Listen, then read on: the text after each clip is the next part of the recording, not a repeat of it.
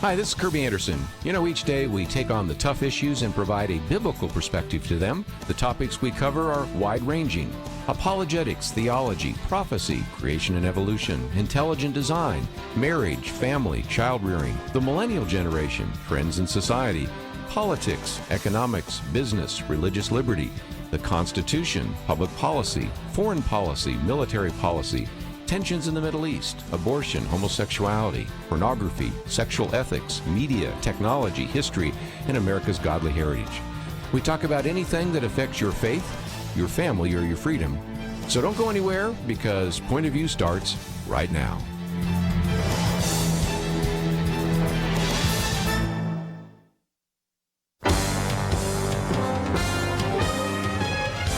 Across America, live. This is Point of View.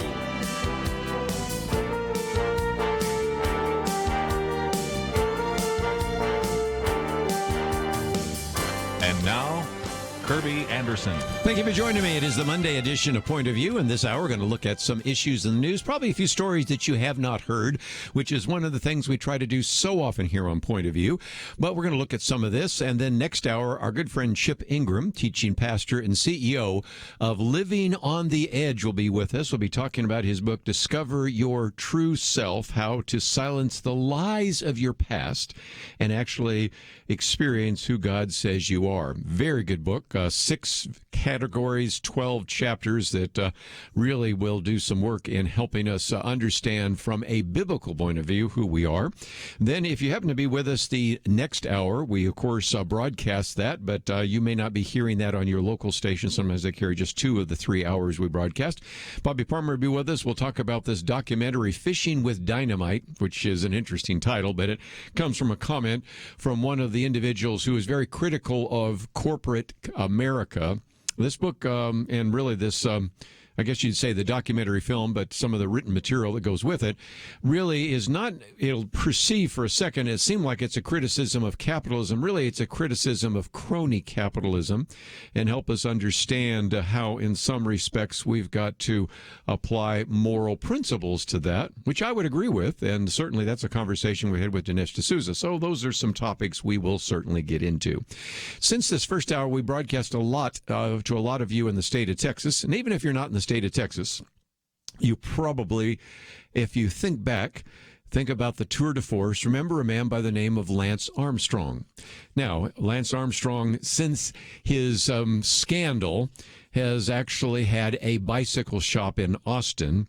But I love this piece by Douglas Golden, who said, you know, he really thought it was sort of a positive development in the sports world when he got caught actually doing what many people suspected he was doing, and that is blood doping and a variety of others. And he was carrying out these elaborate exploits, as he said, that really wouldn't have been out of place in a spy novel. And so when he turned out to actually have been caught, we then see that he was banned from cycling for life. And as a result, he's always been, I think, in this desire to try to rehabilitate his particular image in the world.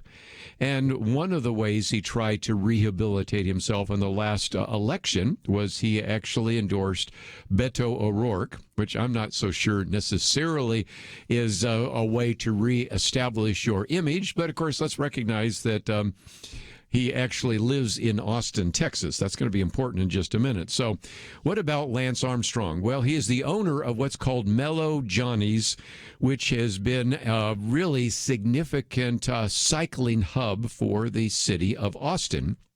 And it actually was able to get a contract with the police officers for $300,000 to provide the police force back in 2019 with bicycles. And so some of the police officers don't ride around in cars or ride horses. They ride bicycles. And they have been doing this for some time. But in light of the Black Lives Matter protest, you can't do anything to help the police. So you know exactly what happened. And that is last week, Mellow Johnny's decided decided to place itself on what they said the right side of history. Boy, I'm seeing this phrase all the time. And severed their contract with the Austin Police Department. Okay, that's their freedom to do so. They don't have to give police officers bicycles, and they don't have to keep the contract and all the rest. But then you read this statement about in these difficult times, a way to balance the needs of a business and a community. Businesses can no longer be non-participants in the communities. We think we are placing our community on the right side of history. And then this is the part that finally got me wanting to talk about this. We're not anti-police. We do believe our local police force will protect us from the very threats we are receiving right now. So on the one hand, okay, we don't want to give anything to the police department. We're actually going to criticize the police department, but we're not anti-police because, after all, we want the police to protect us from some of the threats. Okay, you have an obvious question. What are those threats? Are the threats coming from people that were protesters unhappy that you were selling bikes to the police? Or is it possible you got some people that back the police are upset that you actually stopped selling them? And so, again, it's kind of interesting because, on the one hand, we don't like the police. He didn't really come out and say we are going to defund the police, but we don't really like the police, but we're not anti-police. And so we still expect protection from the police while we're actively refusing to sell law enforcement the equipment they need to protect us. Do you see the irony here? That's why I thought it was. Now, again, the particular article here that was written by Douglas Golden said, it may be less complex than that. It may simply be that they had a couple of activist employees that were angry about selling bikes to the cops. And it turns out there was a Facebook post, of course, deleted. Can't find it now, but we'll trust one of the individuals, Christopher Carlisle, who said he'd actually been told that a sales manager at Mellow Johnny's had 3 employees who were complaining about providing bikes to the police department. And so probably what happened is the management just simply said, we're not going to fight the argument. We will simply not provide bicycles to the police, which they're free to do. But it reminded me of something else I've been wanting to talk about. If you go to the state of Nevada right now, in Douglas County, there's a sheriff that actually said, this is where I disagree with what he did, but I can understand human motivation. He said, the public library now has said that it denounces violence, racism, and human rights and supports the hashtag Black Lives Matter movement.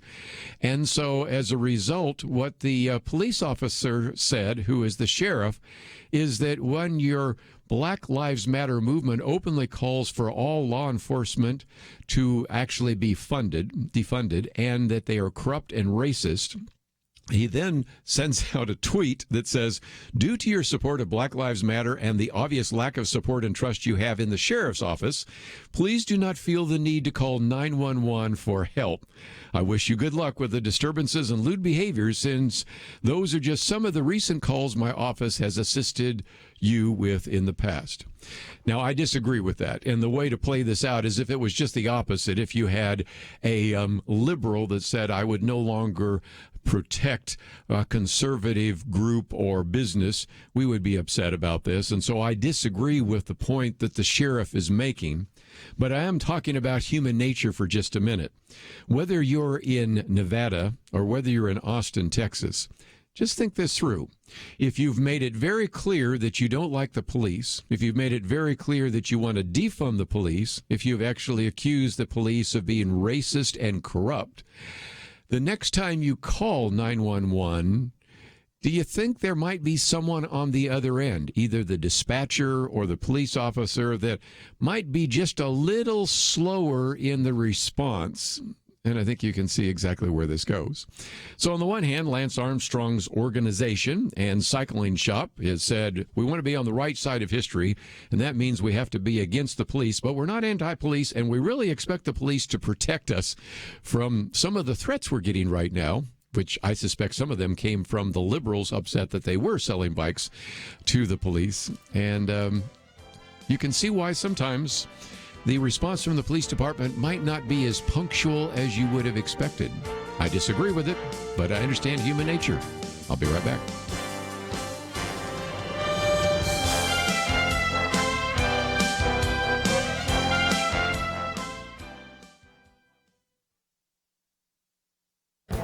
This is Viewpoints with Kerby Anderson.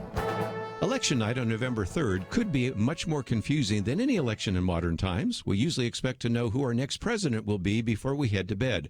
One major exception was the 2000 election night that ended with questions about Florida ballots and hanging chads. The 2020 election night promises to be even more confusing because of mail-in ballots. If the presidential election is close, we won't know for some time who will occupy the Oval Office in January. In fact, Facebook's head, Mark Zuckerberg, said that their social media platform is getting people ready for the fact that there's a high likelihood that it takes days or weeks to count this, and there's nothing wrong or illegitimate about that. But even after a week or so, we still might not know the winner because of mail-in ballots. Nearly 2 months after the New York primary election, the final tally of the 12th congressional district remains a mystery. Originally, Representative Carolyn Maloney was declared the winner by 648 votes. But then the canvassing of 65,000 mailed ballots began, and then lawsuits began to be filed. Days before the election office was deluged with applications for absentee ballots. They simply could not process all of the requests. Many ballots were sent to voters late. Those sent to New Yorkers temporarily out of state could not possibly have arrived in time. Then there were problems with postmarks or none that were put on prepaid mail. At the moment, Representative Maloney has been declared the winner, although this does not include ballots one judge has ordered to be counted. In the past, we have talked about the possibility of fraud when it comes to mail-in ballots. Here's another factor to consider: government understaffing and government incompetence. This is another reason why to reject the current push for mail-in balloting. I'm Kerby Anderson, and that's my point of view. For a free copy of Kerby's booklet, A Biblical View on Racism, go to viewpoints.info/racism. That's viewpoints.info/racism.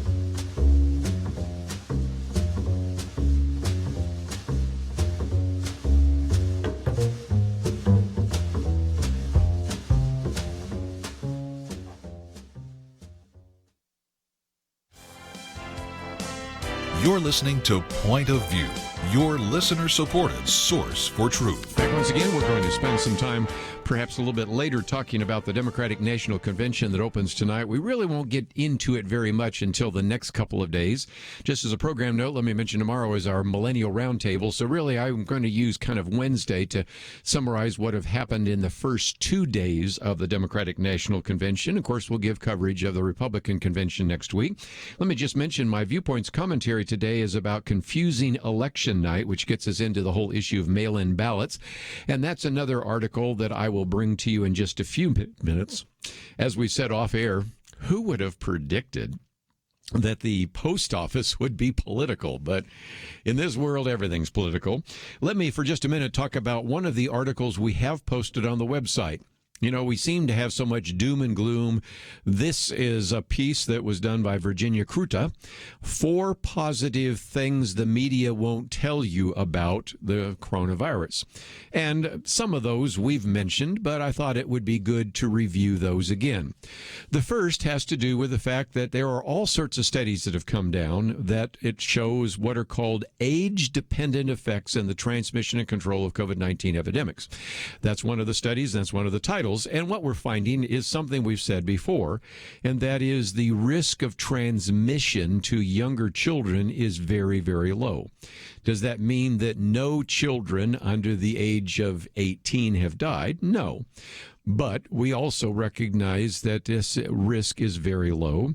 One of the pediatricians wrote a very good op-ed in the New York Times the other day, which said the real risk when opening the schools was transmission among teachers and staff, or even maybe among high school age students. but the concern about younger elementary school students is almost insignificant. So that is, again, one of the things that we have seen. And by the way, if you read this, I'm not going to summarize all of it. It's borne out what we have found in several of these European countries where students have already returned to their classrooms. Again, I understand the fear. I recognize that some people are very hesitant about this.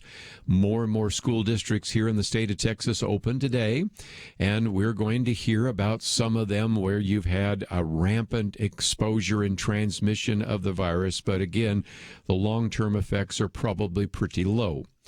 The second issue is, while we're still waiting for a vaccine, and I'm really convinced that we're going to have to wait a long time. There are all sorts of people suggesting, oh, yeah, we're going to have it by the end of the year. I'll get to that particular issue in a minute.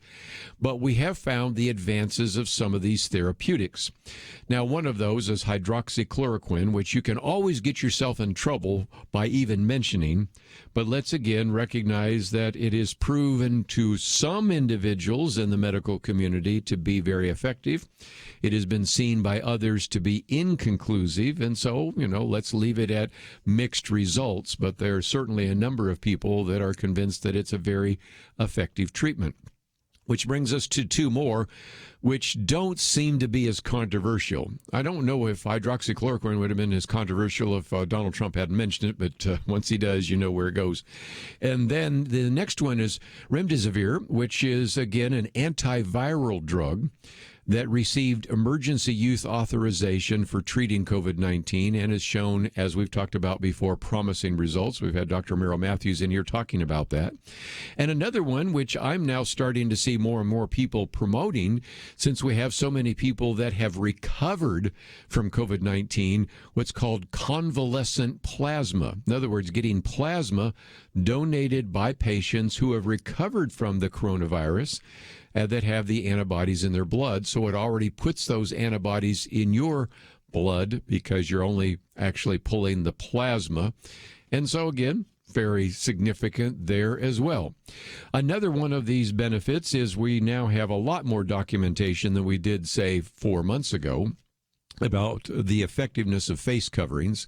Lots of studies have come in that regard, and it made sense back then when we were actually quoting from a number of individuals that were using face covering, even when they were told at the time that probably aren't going to be helpful. Now we find out after the fact that Dr. Anthony Fauci and others, and even the Surgeon General, were kind of downplaying it because they didn't want to run out of PPE.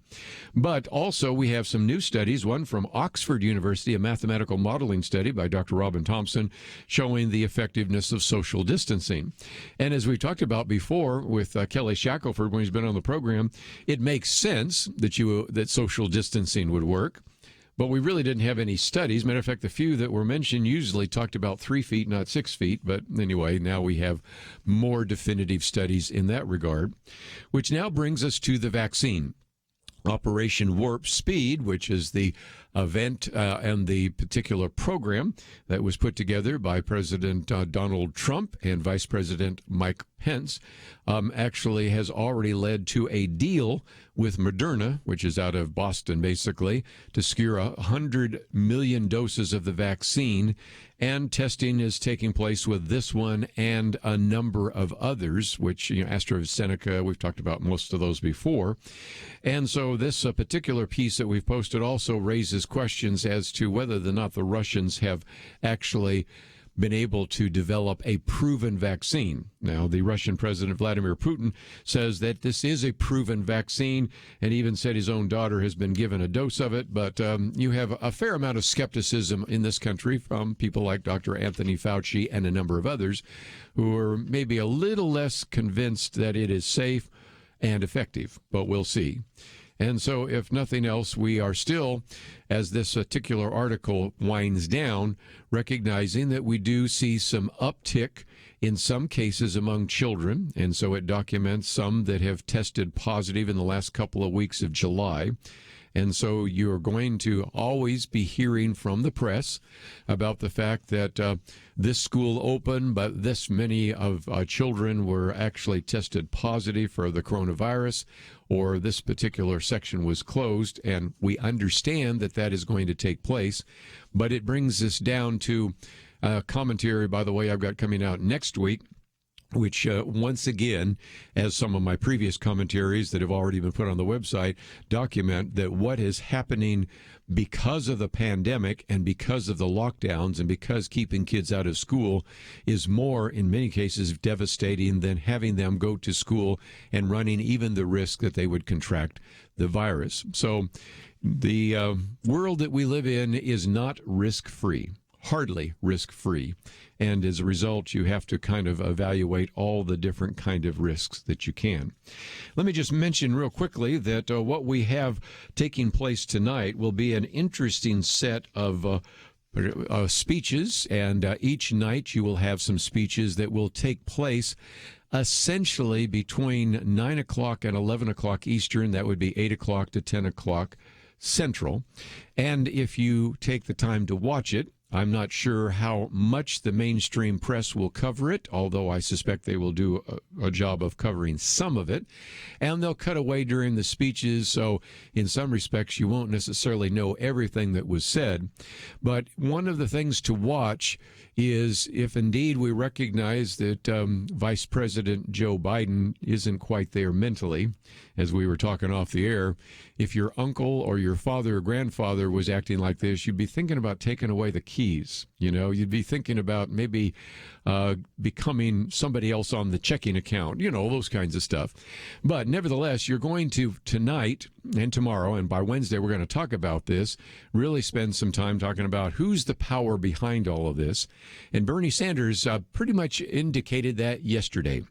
He went on CNN's State of the Union, which he called for all of his supporters to elect Joe Biden because he wants to use this to keep pushing the country further to the left. We're going to do everything we can to elect Biden, and after he's elected, we're going to move this country in a progressive way as possibly as we can. And so the implication, of course, was even though Joe Biden is being portrayed as a moderate, and in the old days may have been one, but not now, and they've even tried to portray Kamala Harris as a moderate, which caused even John Favreau the other day to just laugh and say, "Are you kidding me?" Saying she's a moderate with one of the most liberal records in the U.S. Senate. He even went on to go say a little bit more on one of the talk shows that if indeed she's a moderate, we've apparently moved the Overton window further to the left than anybody would have imagined. They might say, what's the Overton window? That's the window of what would be politically acceptable ideas. That indeed, when you talk about the Green New Deal and Medicare for All is moderate, he's laughing because he's saying, no, I don't think we've actually done that. But you can't trust, and even though he was part of Barack Obama's close-knit group, he was just laughing at the fact that people were referring to him and especially her as moderates. But that was his answer to the question about whether they're moderates. But again, we have, I think, and we'll be able to see with some of these speeches over the next couple of days, who really will be controlling Joe Biden and Kamala Harris if indeed they're elected in November. Let's take a break. We have a lot more to cover. We'll do so right after this. Having civil conversations about important issues seems to be harder and harder. Various media outlets tell people what they should believe, why they should be outraged, and getting people to actually think, well, it can be difficult. Whether it's the gospel, tax issues, social policy, or just about anything else, you need to have solid information and clear thinking to address the hard issues. You need God's truth applied. And that's what you get in less than 2 minutes with Point of View's Viewpoints Commentary, a daily resource to help you be informed and think through the things we need to be talking about. It is free and will arrive in your inbox each day when you visit pointofview.net/signup. Sometimes we know we should say something, but we're silent because we're not quite sure what to say. Viewpoints Commentary can help you break the silence and change the narrative. It can make you a more equipped agent for truth. Get your free subscription to the Viewpoints commentary at pointofview.net/signup. pointofview.net/signup. Point of View will continue after this.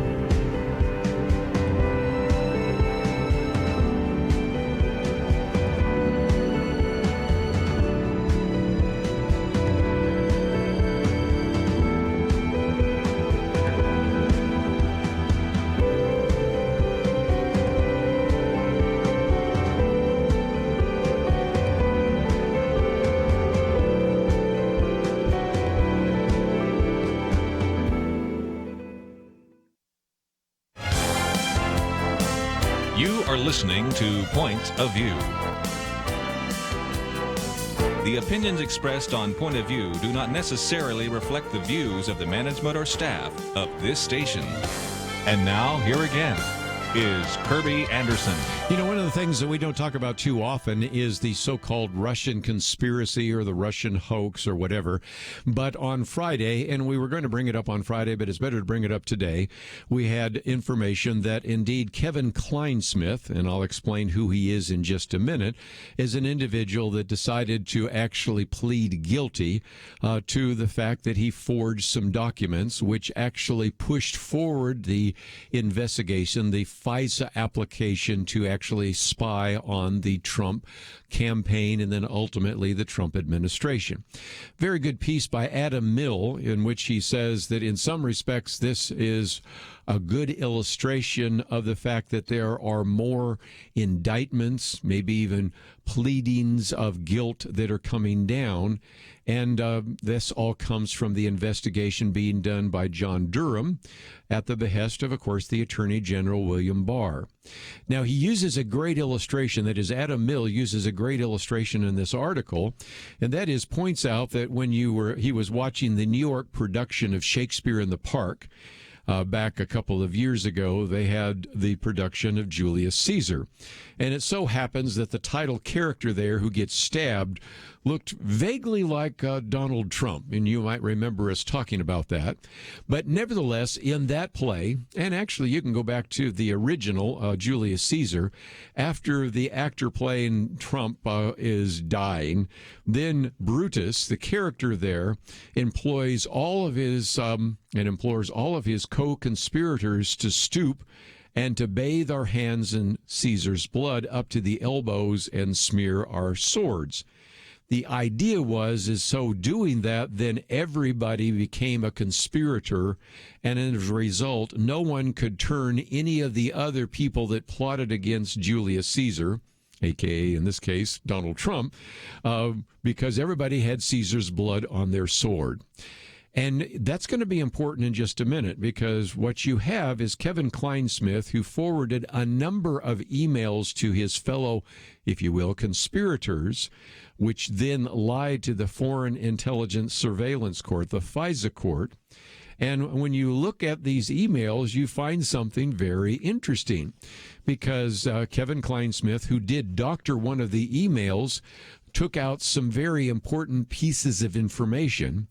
And so as a result, he had a first email and then a doctored second email to read not a source, which then actually deals with one of the pretexts to getting the FISA warrant in the first place. And so as a result, what they were attempting to do is figure out how they could use an individual that we have talked about before on this program, and also one of those individuals that we've interviewed on this program, to actually use that so that we can actually begin the investigation. One of those key individuals was a man by the name of Carter Page. The other one is an individual that we've interviewed on this program as well. And so what we have is the two emails going out simultaneously. And so what many people are suggesting is that Kevin Kleinsmith, by sending out both the original version of the email and the doctored version of the email, made sure that everyone who was in that email chain knew that this was a fraudulent document that was going to the FISA court. And so some people are saying this is just a great version of Brutus, in which Kevin Kleinsmith made sure that if he went down, he would also be able to take the other conspirators down as well, because they had seen the original email and then the doctored email that went to the FISA court. And so as a resort, Mr. Papadopoulos and Mr. Page were being investigated at that point. And so this may be a way in which he's going to cash in now on that insurance policy. And so he intends to plead guilty to the criminal charge of falsifying a court document, and actually made a deal with the prosecutors. And it does suggest to me that he is just the first shoe to drop, if you want to change the metaphor a little bit, because he's managed to encourage and make sure that all the other fellow conspirators back to our original illustration of Julius Caesar, have blood on their hands. So, in some respects, even though the mainstream press over the weekend really downplayed the decision by Kevin Kleinsmith, who was in the FBI, in the Justice Department, I should say, to plead guilty, this may be the beginning of another shoe to drop or other dominoes to fall, whatever illustration you want to use. And it's just a great illustration, again, about how maybe he has protected himself and at the same time implicated all sorts of other individuals. Well, let's, if we can, I've been postponing it long enough, talk about the Postal Service, because that's another article we've posted here as well. Because indeed, what we had last Friday was the U.S. Postal Service warned a dozen different states, matter of fact, dozens of states, quite frankly, through letters that were sent out by the General Counsel of the U.S. Postal Service, that the deadlines that many of the states have for requesting and casting mail-in ballots simply do not correlate with the Postal Service's delivery standards. And of course, on cue, the Democrats once again said that this was something that Donald Trump worked up and was something that was happening because of the new Postmaster General, Louis DeJoy. The only problem with this, it's a great conspiracy, except it turns out that these letters were planned long before the Postmaster General, Louis DeJoy, even took office in June 15. And actually, the letter that was sent out is virtually identical to the letter that was sent to election officials back in May. So if this is a conspiracy, I don't know where you can find the conspiracy, because the point they are making is simply this. We have already been through this experience with the mail-in ballots more than once. The best example, and there are two, but the best example now comes from a congressional district case. First of all, I have in the past, and you can read my commentaries that have come out about, in the third largest city in New Jersey, we had a city council race which was completely thrown up in the air simply because so many of these mail-in ballots were not officially handled correctly, didn't have postmarks, didn't have the right signatures. They had a number that were thrown out. So they had 16,000 ballots, only 13,000 were counted, all sorts of uproar. But that one pales in comparison to the fact that technically we still do not know who won the 12th congressional district in the state of New York. Finally, a judge came in, kind of like ancient King Solomon, issues his sword and says, you win, you lose. That's the end of that. But the bottom line is that 25%, a full 1 out of every 4 of those ballots were rejected because of some, you might call it, voting irregularity. A lot of them didn't have postmarks because they were actually posted paid. Many of them did not have the signatures that matched the signature when they asked for it. Others didn't know they were supposed to sign it, so some of it could be fraud, some of it could be incompetence, some of it been lack of education, but the bottom line is we simply don't know. And those ballots kept coming in and coming in and coming in, and since we didn't have a postmark, nobody could be really sure how many of those were actually filled out after the primary election. You see my point? And so in some respects, this is where we find ourselves right now because, again, the editorial board of the Wall Street Journal simply says that these guidelines that were put forward by the United States Postal Service are worth reiterating, given how many states have bungled their recent primary elections. New York voters can request an absentee ballot using a mail application which is valid if postmarked a week before the election day. As a result of this lax deadline, plus a deluge of applications, roughly 30,000 ballots weren't mailed to voters until June 22nd, which is the day before the primary election. Do you see the problem? This 7-day deadline, as many people have pointed out, is unrealistic, and it illustrates again that even though you perhaps, if you receive emails from various people in the Democratic Party or you go to Twitter or Facebook, you're seeing everybody convinced that there is a conspiracy right now in the Postal Service. A lot of it has to do with the fact that the Postal Service has always been slow, and it's slower now than it's ever been because we're not paying as much for overtime simply because the Postal Service is completely broke. As a matter of fact, it's not broke. It's past broke. It's billions of dollars past broke. And to, again, assume that all of this is going to happen without a hitch, given the current state of the Postal Service, given the problems with mail-in ballots, if you're looking for one more argument against mail-in ballots, here it is. Nevertheless, it has been the most interesting one because another conspiracy surfaced on Friday when this letter came out from the United States Postal Service General Counsel Thomas Marshall. But after all, that letter was planned before we had the new Postmaster General, and it's actually identical almost to the letter that went out in May. It's just telling people what they should already know about the Postal Service. We'll be right back.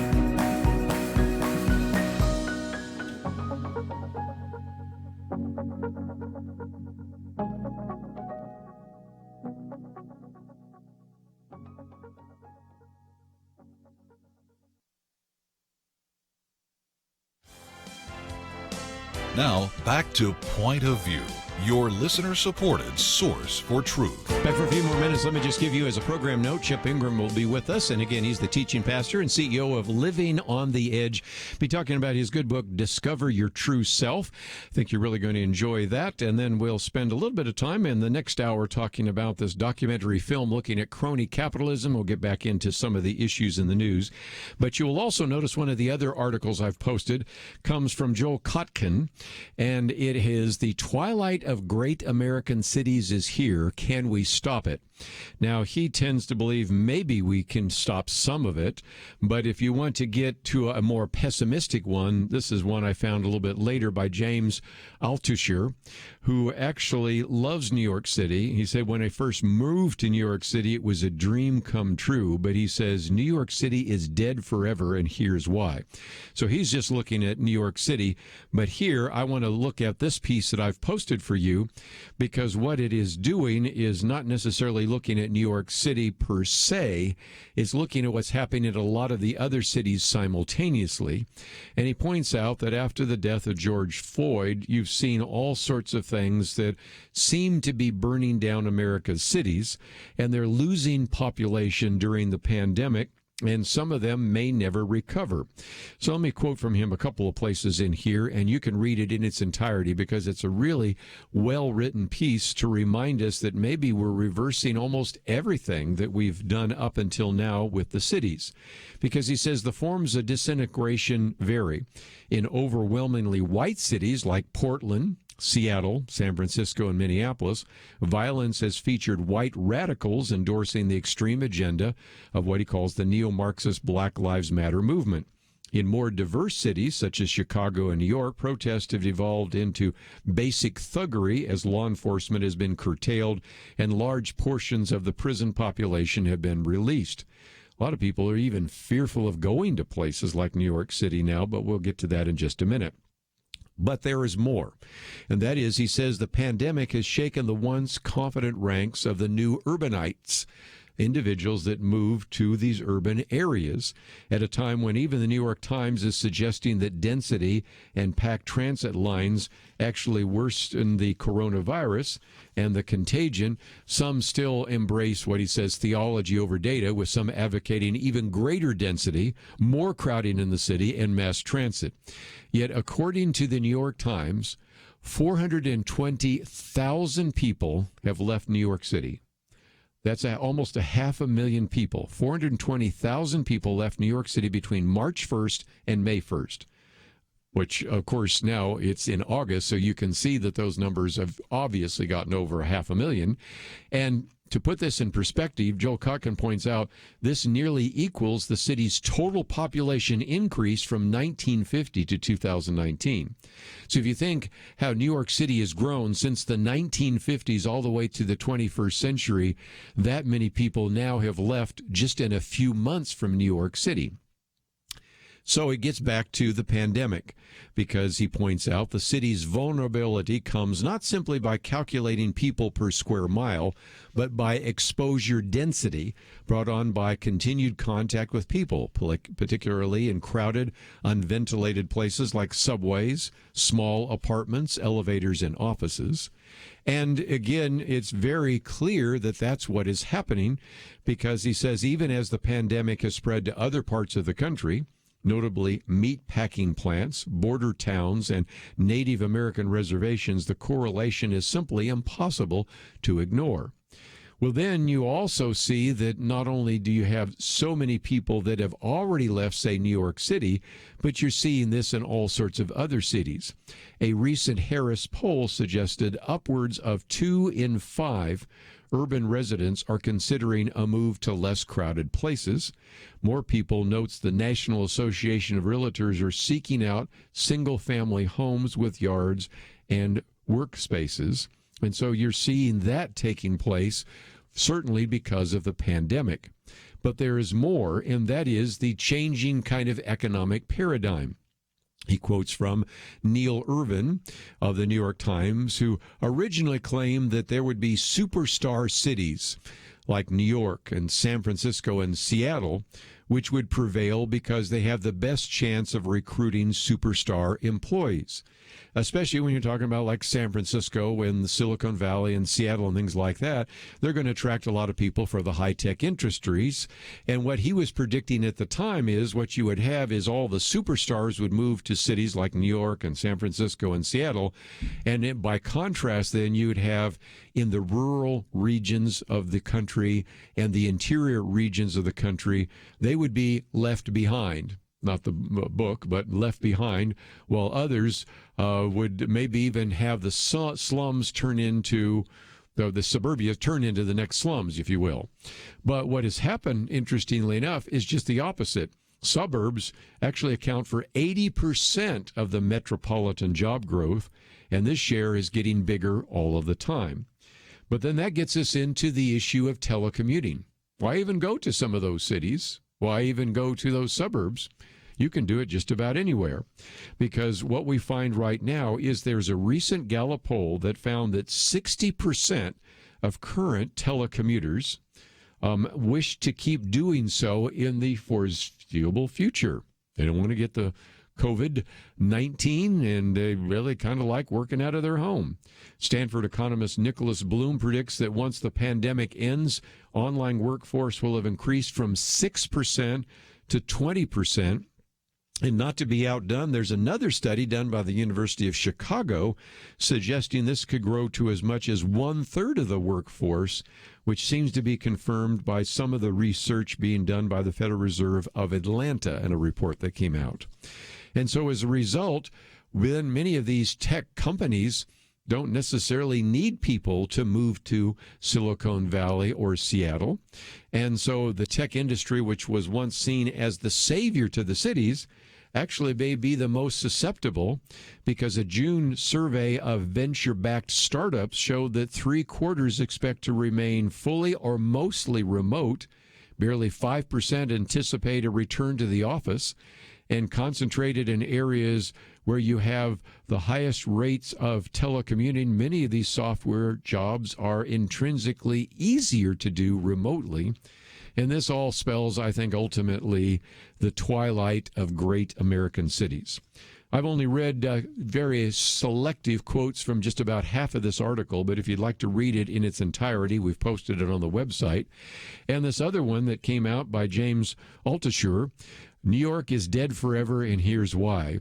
You know, they always hear people saying, New York City always bounce back. Says, no, not this time. New York City is the center of the financial universe. Opportunities will flourish here again. He says, not this time. New York City has experienced worse. No, it hasn't. And he goes through in a very detailed sort of way, and maybe I'll read this in a future program if we want. It is just a, if you will, an obituary on New York City, looking at such issues as what is happening in the business sector, which we've just talked about a minute ago, what is happening in terms of the culture. Really, how's Broadway going to do if they're not even talking about trying to do any of Broadway plays until next spring? What about the food and the restaurants, commercial real estate?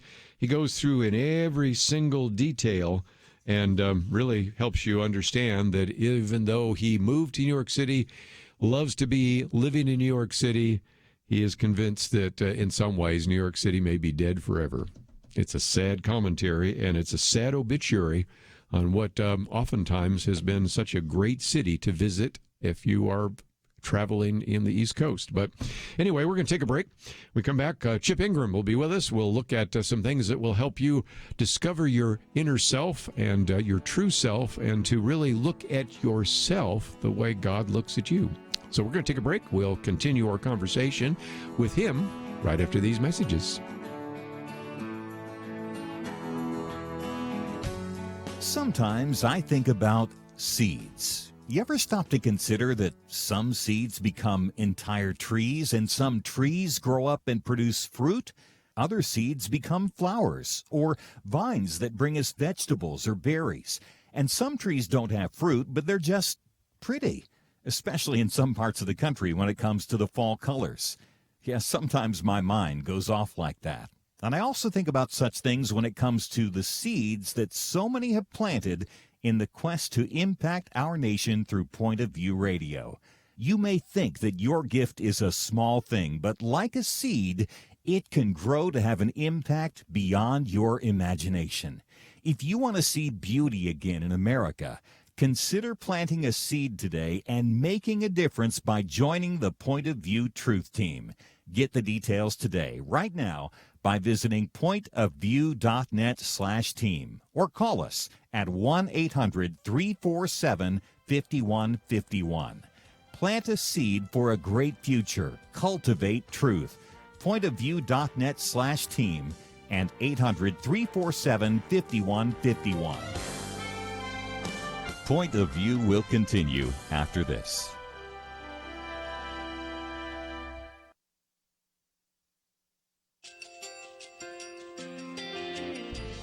I just want to thank you so much for all the wonderful programming you have. You're just absolutely fantastic. I recently started listening to Point of View, and I really found it interesting because of the different subjects you cover. Thank you for that. I really appreciate everything that you do in keeping us informed. Thank you, Kerby, for everything that you have been doing. I appreciate all the work that you're doing, advocating for the Word of God. Thank you so much. Point of View, I think, is absolutely necessary because it's a Christian perspective, a biblical worldview perspective, and receive very current, up-to-date information about what is really going on, week to week in our culture, which is changing so rapidly, and yet it's morally sliding backwards. Yeah, I'm just, first of all, I think y'all's program is wonderful, and enjoy it every day. I learn so much every time I listen to it. Point of View Radio Talk Show.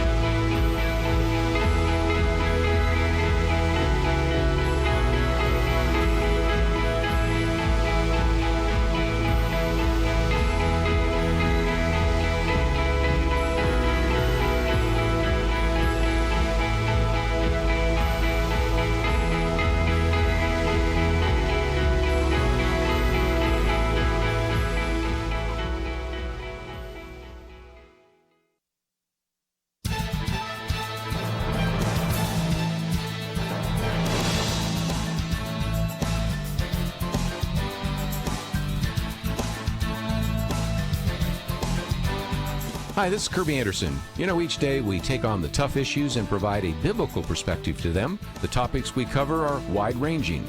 Apologetics, theology, prophecy, creation and evolution, intelligent design, marriage, family, child-rearing, the millennial generation, friends and society, politics, economics, business, religious liberty, the Constitution, public policy, foreign policy, military policy, tensions in the Middle East, abortion, homosexuality, pornography, sexual ethics, media, technology, history, and America's godly heritage. We talk about anything that affects your faith, your family, or your freedom. So don't go anywhere, because Point of View starts right now.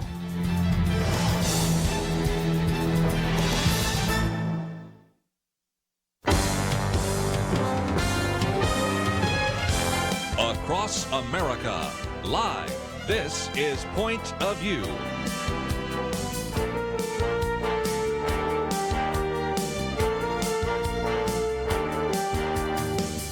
And now, Kerby Anderson. Thank you for joining me. It is the Monday edition of Point of View, and I hope you can stay with us for the 2 hours. Just great to have you with us today.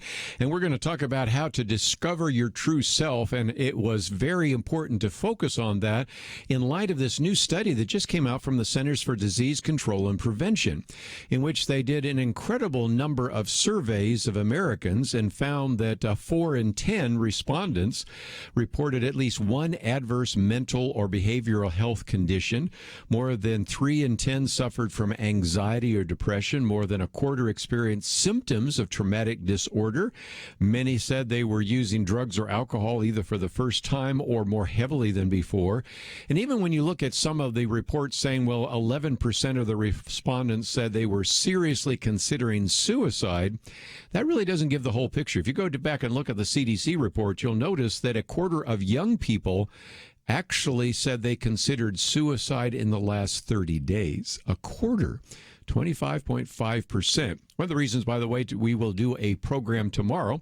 We'll convene our Millennial Roundtable. We're going to talk about millennials and Generation Z, and that's a conversation that will take place later. But I wanted you to just understand that one of the reasons I'm excited about this new book, and its publication date is tomorrow, so you'll be the first to hear about this, is a book entitled Discover Your True Self: How to Silence the Lies of Your Past and Actually Experience Who God Says You Are.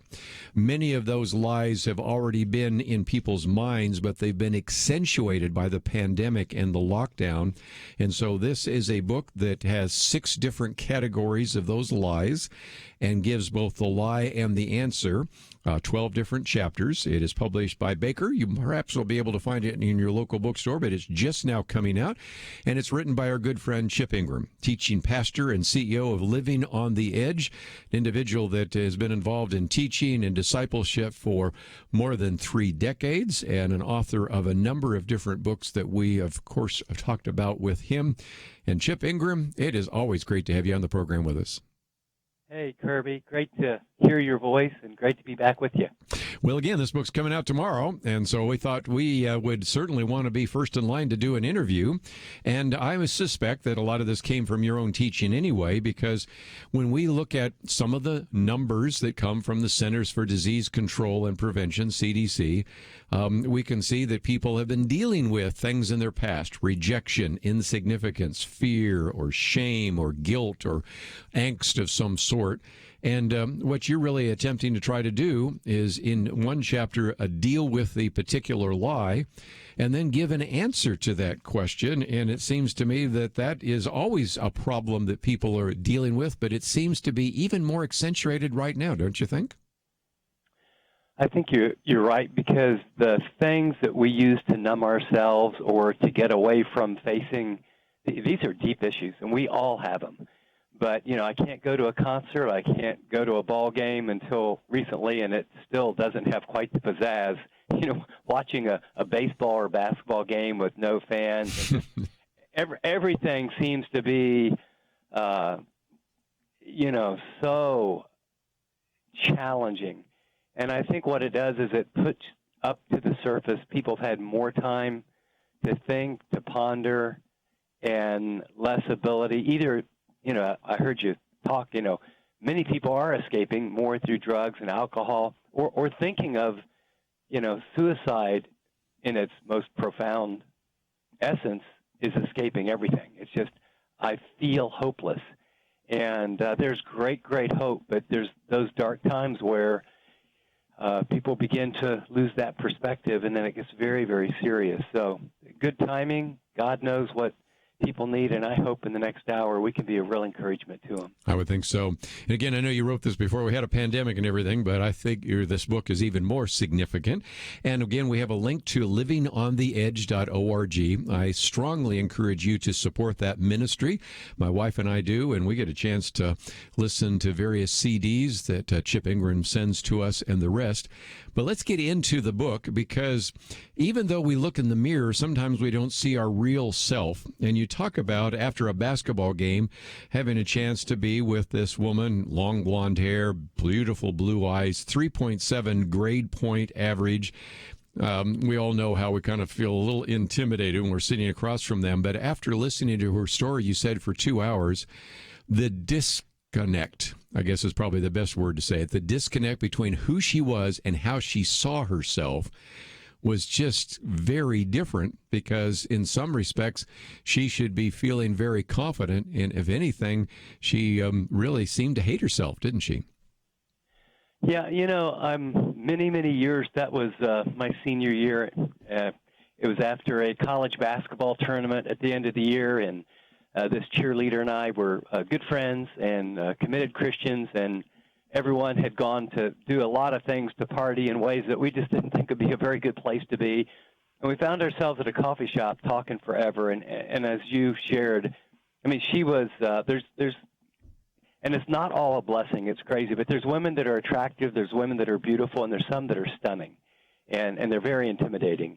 And she was stunning. I mean, I think actually she struggled with relationships because she didn't like herself, and yet she presented so positively, she withdrew, and so people thought she was stuck up. And so we had this long talk, and, I was a little intimidated, but, I wasn't, like, complaining about sitting with this beautiful girl in this coffee shop till the wee hours of the morning, sharing at a super deep level.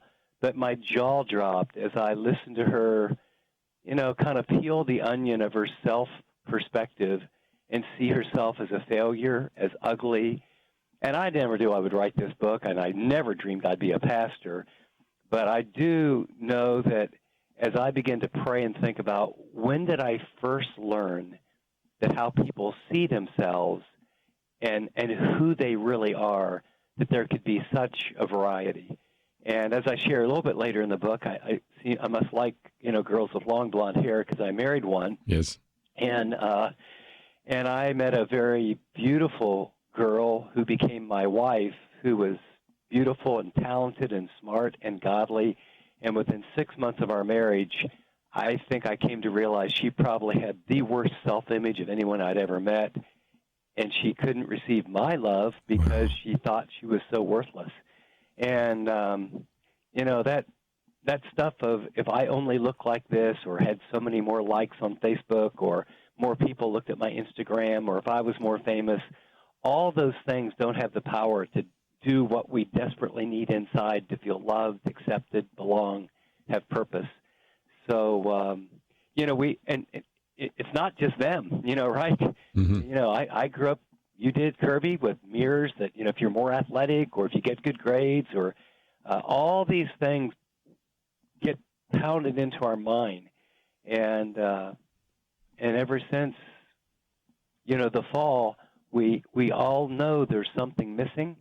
And then we have a media that has bombarded us for years to say, I mean, think about how ridiculous it is that you don't measure up until you use this toothpaste. Then you'll have really white teeth, yes, and everyone will love you. Or, you're a bum, but if you drank this beer, those blondes are going to jump into your red Corvette. Yeah.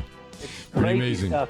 We look in the mirror, and there are those warped mirrors from the Funhouse, so we'll come back and talk about discovering your true self right after this.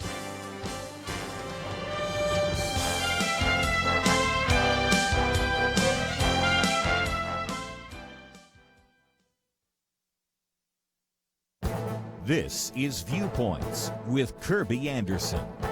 Election night on November 3rd could be much more confusing than any election in modern times. We usually expect to know who our next president will be before we head to bed. One major exception was the 2000 election night that ended with questions about Florida ballots and hanging chads. The 2020 election night promises to be even more confusing because of mail-in ballots. If the presidential election is close, we won't know for some time who will occupy the Oval Office in January.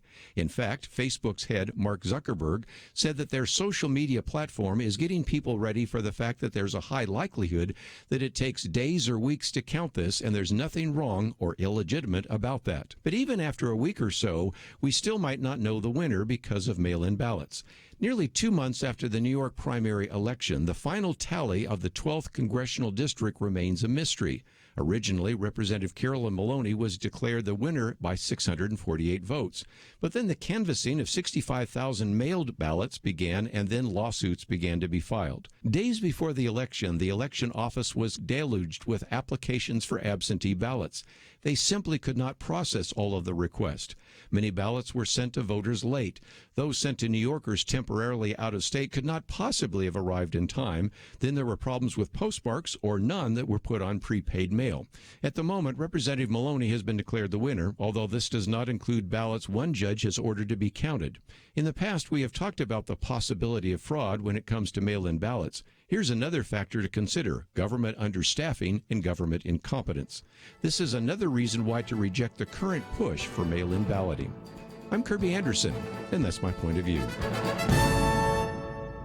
For a free copy of Kerby's booklet, A Biblical View on Racism, go to viewpoints.info/racism. That's viewpoints.info/racism.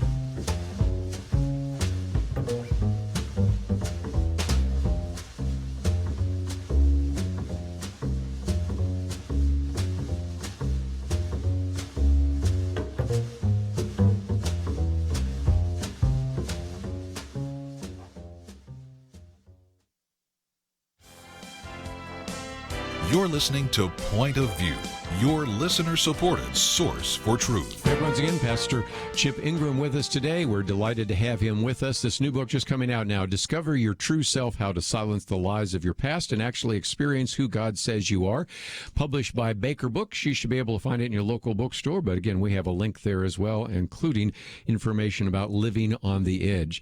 And Chip, let's, if we can, kind of work our way through this. I first of all want to alert some of our listeners that you have 6 categories, I should say, and 12 different chapters. At the end of each chapter are questions for reflection and discussion. This is something that you certainly could go through individually, but I think if you are a Sunday school teacher, Bible fellowship leader, small group leader, this would be something that is just made for looking at these issues and really helping people understand who they are in the person of Jesus Christ and how God sees them. But let's look at that first lie, and that's the lie of rejection. You mentioned your wife, Teresa, who, in some respects didn't hear a lot of I love you, lots of hugs and those kinds of things. And I guarantee there are lots of listeners out there that said, I never had my parents say I love you or I'm proud of you. So what would you say to those individuals? Well, I would say to them that, as we've heard in recent days, the power of, I love the song You Say, by Lauren Daigle, where, this is what God says about you. And I think the key to all of this, in fact, is these are the issues, but literally all the answers came out of Ephesians chapters 1, 2, and 3. And God would say, I want you. I chose you from the foundations of the earth before time began.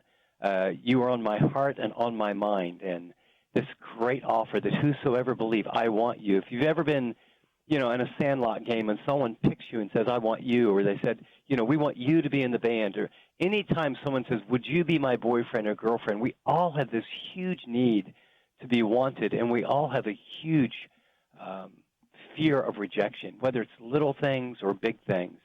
And the confidence that comes when knowing I desire people to like me, I want their approval, but the freedom comes when I can say, I don't need it, because who I am in Christ, I have been chosen by him. I've been adopted into his family. I'm his son. I'm his daughter. And to get that from your head to your heart really changes how you relate to people and how you see yourself. One of the things I love is you have a section where you have the misbelief and you have a stop sign there. I need other people's approval to be happy. And then you have the truth. I want people's approval, but I don't need it. With God's approval, I'm no longer compelled to earn love and acceptance. I'm free to be me. And so that brings to the answer, which is you are wanted. And that comes, as you mentioned, from Ephesians 1, verses 1 through 6. So again, it is key that we have an accurate view of ourselves, especially an accurate view of who God sees us. And because we are believers, we are wanted, and we actually have a new relationship, right? A new identity. Explain that if you might. Well, the moment that we turn from our sin, that word change of mind, a repentance, and we ask Christ to forgive us, we talk about if any person, any man or woman is in Christ, you become a new creation. The old things are passed away. Behold, all things become, or literally are becoming new. And when we trust Christ, the Spirit of God literally comes into our physical body. We're taken from the kingdom of darkness, placed in the kingdom of light, and then we're literally become a part of his family. We're adopted. And so the Father now sees us through the lens of his Son. So the big word is we're justified. And I think the emphasis, Kerby, so many Christians are, yes, I pray to receive Christ. I know I'm a believer. But that's like a child being brought home from an orphanage and thinking, well, that's the end, when that's really the beginning. You've now been adopted. You are valuable. You're worthwhile. You have a future. There's a plan. All the resources, he says every spiritual blessing now is available. I don't think many Christians recognize who they already are, and so they're searching for it in things and in people and in stuff outside of Christ. And so when you know you're wanted and you're valuable, everything changes. Again, the first section is wanted and the lie of rejection, and you're wanted, Ephesians 1, 1 through 6. Let's get to the second one then, and that is the lie of insignificance, and you are valuable. And, of course, that takes us to Ephesians 1, verses 7 to 10. But what about this idea of insignificance? It is easy to feel, Chip, to feel really insignificant if you're just one person in this massive corporation, one individual in a massive humanity, even watching back in the days when we used to watch football games or basketball games in the stadium. And so it's real easy sometimes to feel insignificant, isn't it? I think, too, if we could dip into how you started the program, there is a reason why 25% of young people would feel the way they are.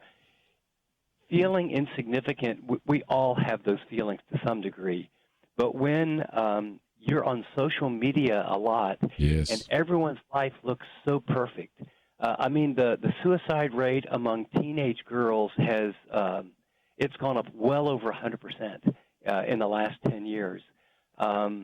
When depression and anxiety among teens is off the charts, but a lot of that, and they can tie it directly to social media use. And I'm not saying that those things are wrong. What I'm saying is that when you see everyone else's life, and when you don't get a click or a like or someone doesn't respond, it really makes you feel like you don't matter. And if we get our messages and our cues that our significance or our value is based on how other people respond, or whether we make the team, or how famous we are, or whether we have a boyfriend or a girlfriend, or whether I'm married now, or how much money I make, all those things, the world has told us that you're valuable based on your achievement plus other people's opinion. And what this says is that God's opinion is that you are super valuable because I made you special, uniquely, just the way you are. Your eye color, your hair, your height, even family of origin issues. I've sovereignly allowed some things because I've got a special purpose. But then his value, he says, that we are redeemed. And you know, that's one of those big theological words. But the redemption is the purchase price that Christ paid for us. And so I sometimes when I'm talking with younger people say, if there was two boxes and I said, this box costs $10,000 and this box costs $100, what's inside? You get your choice. Do you want the $100 box or the $10,000 box?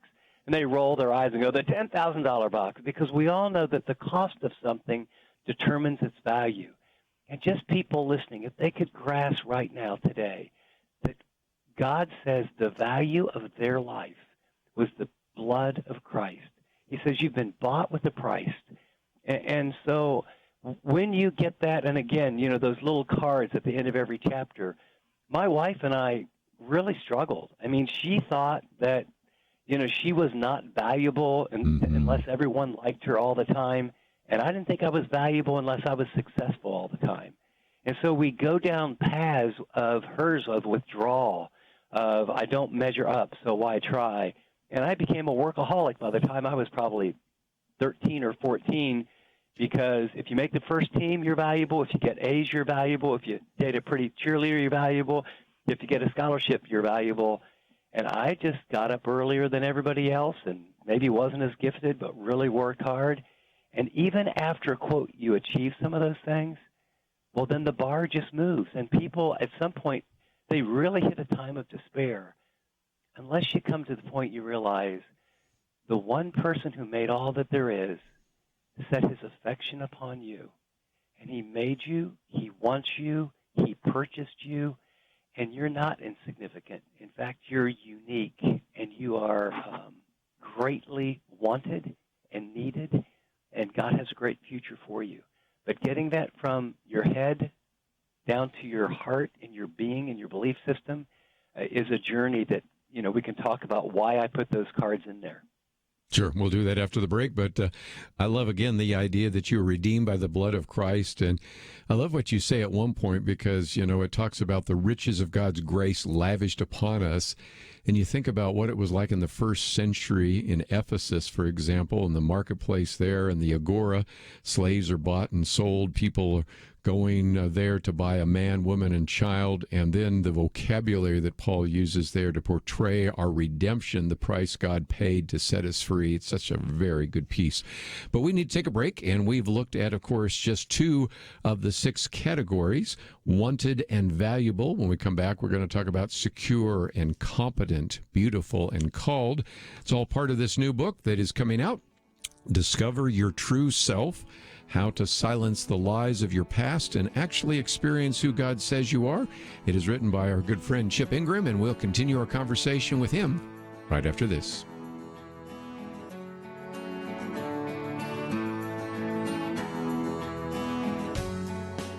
Having civil conversations about important issues seems to be harder and harder. Various media outlets tell people what they should believe, why they should be outraged, and getting people to actually think, well, it can be difficult. Whether it's the gospel, tax issues, social policy, or just about anything else, you need to have solid information and clear thinking to address the hard issues. You need God's truth applied.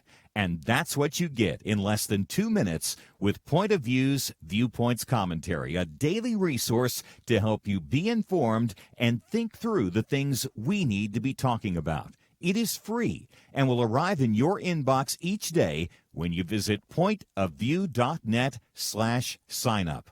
Sometimes we know we should say something, but we're silent because we're not quite sure what to say. Viewpoints Commentary can help you break the silence and change the narrative. It can make you a more equipped agent for truth.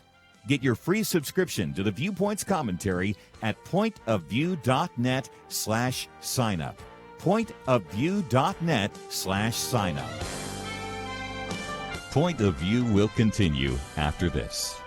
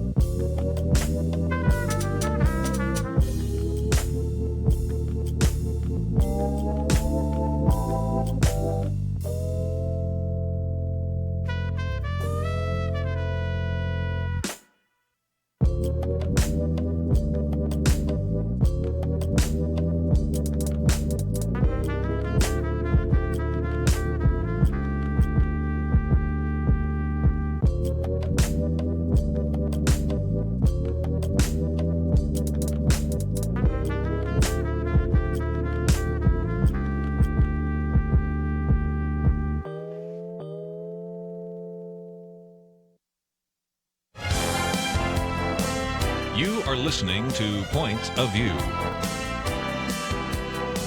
The opinions expressed on Point of View do not necessarily reflect the views of the management or staff of this station.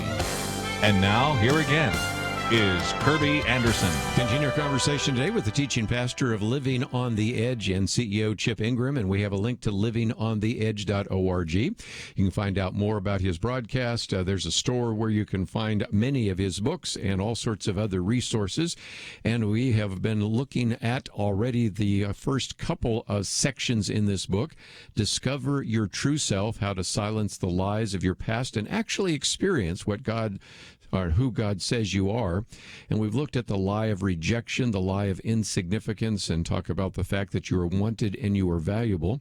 But Chip, you also talked about, and I think these are very helpful, these little cards, if you will, that at the end of each one of those sections talks about the misbelief that an individual might have with a stop sign, and then the acceptance truth. And you put those in there in large part to really kind of get people to stop, reevaluate maybe the lies that they have been believing, and begin to apply God's truth. That's kind of the significance of each one of those, isn't it?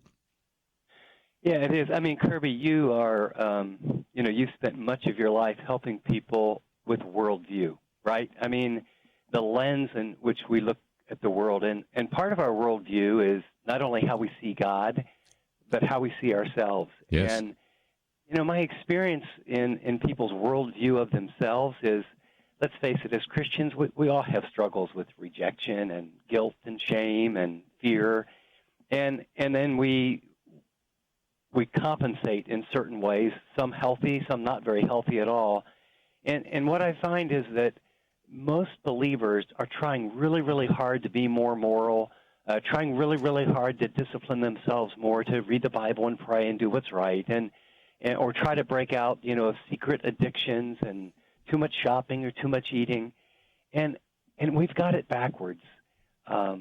Transformation doesn't happen by just trying hard to be a good person and thinking that Christian is being a nice.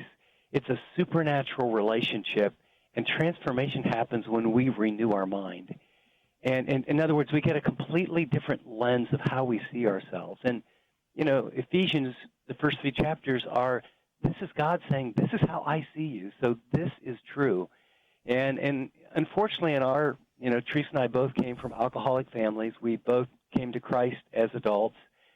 And, man, we were warped and messed up. And thank God a pastor who happened to be a Christian counselor helped us. And he took those behaviors and he said, look, do you see the lies behind them? Chip, you work these crazy hours because you're trying to please people all the time.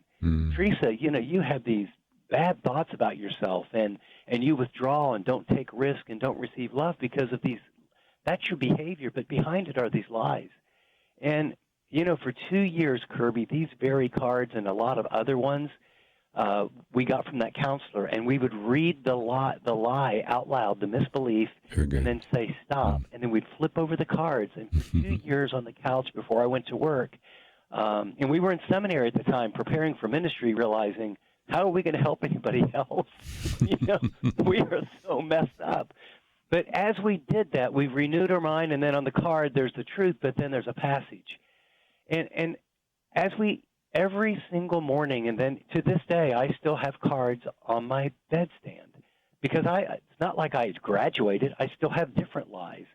But as I renewed my mind, I watched our lives get transformed. And then it went from, I ought to read the Bible, to, I sure would love to get to know this God who thinks I'm so valuable that he would give the life of his son for me. I want to talk to this God who says I'm his workmanship, that I'm safe. And that's the heart of this book, is helping people enter a process and a journey to renew their mind that's way beyond the specific issues, but it's like, peace and love and joy, all those things that we tell people are a part of the Christian life. I've been doing this for a long time. I don't meet a lot of Christians that are authentically experiencing that, and I think it's because they don't see themselves the way God sees them. Well said. Again, the book is entitled Discover Your True Self. And again, we have a link to livingontheedge.org. Let's get into a couple more if we could. One is on the lie of fear. And, we do always talk about 2 Timothy, which says, God gave us not a spirit of fear, but of power and love and sound mind or self-control. So we're supposed to not have fear. But I don't know about you, Chip. The more I chat with people during what we're going through right now, there's a lot of fearful individuals, and this brings us into something else that we can learn from the book of Ephesians, that is that we can be secure. Tell us more if you might. It's interesting once he tells us that we have been chosen, we're wanted, we have this inheritance, we're a part of this new family, and then he says that we've been sealed with the Spirit as a down payment for all the things that God has promised, and that sealing, that in the Roman world, that was a unilateral thing that occurred, that no one could break the seal, and it meant that you were safe. It meant that God is saying that you are mine. No one and nothing can separate you from me. And I think at the heart of fear is abandonment. At the heart of fear is the what-ifs in the future. And it's interesting that when Jesus was preparing his disciples, and he knew what they would go through. I mean, think all of them were martyred but one. And, he wrote a book on a rock when he was in exile. And he knew the challenges. And what did he tell them? I'm going to prepare a place for you. This sense of hope that comes from an anchored security that temporal things may be very, very challenging. God will deliver us out of some things. He delivers us through some things. And sometimes he delivers us unto himself. But when we finally come to, we're ultimately safe, the Spirit of God crying out in our hearts that you are mine, that's the foundation for living a life without fear. I think we're always going to have those things that pop up that are normal. Sure. But, I just got back from some other countries prior to the pandemic, and even during this time, I think we need to be very smart and appropriately wear our mask, wash our hands. But as we're doing a lot of work in China and now with a lot of pastors in India, I can tell people honestly, I don't want to die early. I would like to see my grandkids grow up. I've got 40 years marriage, and it's really getting better all the time. But I'm not afraid to die. I'm not afraid to move forward with my life in some sort of panic, as though every person or every doorknob touched is going to be something that's going to kill me. And I long for that. I think the early church coming through earlier pandemics changed the course of the world, and we're willing just not to be afraid, but we're actually willing to die to help other people. And I don't think we do that brazenly or with any bravado, but we love our neighbors only, how? As we love ourselves. And if we can't feel secure and loved and valuable, we can't give that away. So I think this theology, it just seems so, like, oh, you're chosen, you're adopted, you're redeemed, you're sealed. It sounds like a bunch of doctrine when in reality, it's the very foundation that gives you this spirit that doesn't have to be afraid. And so believing that, and when I say believing it, our behavior always tells us what we really believe. Intellectually agreeing with all that I'm talking about, I think, you're in the Dallas area, but you're all over the country. I think there's most Christians everywhere. It's, oh, yeah, I've read that. Yeah, I've been adopted. You bet I'm sealed with the Spirit. I've got an inheritance. My question would be, does your behavior demonstrate that you are valuable, that you're not afraid? And if not, then I think that's what you really believe. That's very good, because like you said, our behavior belies our theology in many cases. And even as you end that chapter, you talk about God giving you a new nature, that God is your friend. I love this piece here. What actually happens when you receive Christ? I've read this, Lewis Sperry Chafer and others talk about all the things that happen when you become a Christian. You're justified, you're regenerated, you're reconciled, you receive propitiation for your sins, you're sanctified, just a lot of great spiritual truths. But like you said, it has to move from your head to your heart. And so we'll take a break, and when we come back, we might just pick out one more, the lie of guilt. And that is the whole question of guilt that we might feel or shame. Both of those chapters are very powerful. And they're individuals that we run into oftentimes that are dealing with true guilt, or they're dealing with shame because of something that has happened in their background, and how debilitating that can be. And how do we conquer that as well? If you find yourself saying, this is the book I really need to read, we have information about it on our website. We have a link to livingontheedge.org. And most importantly, I'm hoping that some of you that are spiritual leaders, you might be Bible fellowship teachers or Sunday school teachers or small group leaders, maybe even fellow pastors with Chip Ingram, might take this book and say, this is something I need to teach to my sphere of influence. Let's take a break. We'll continue our conversation right after this.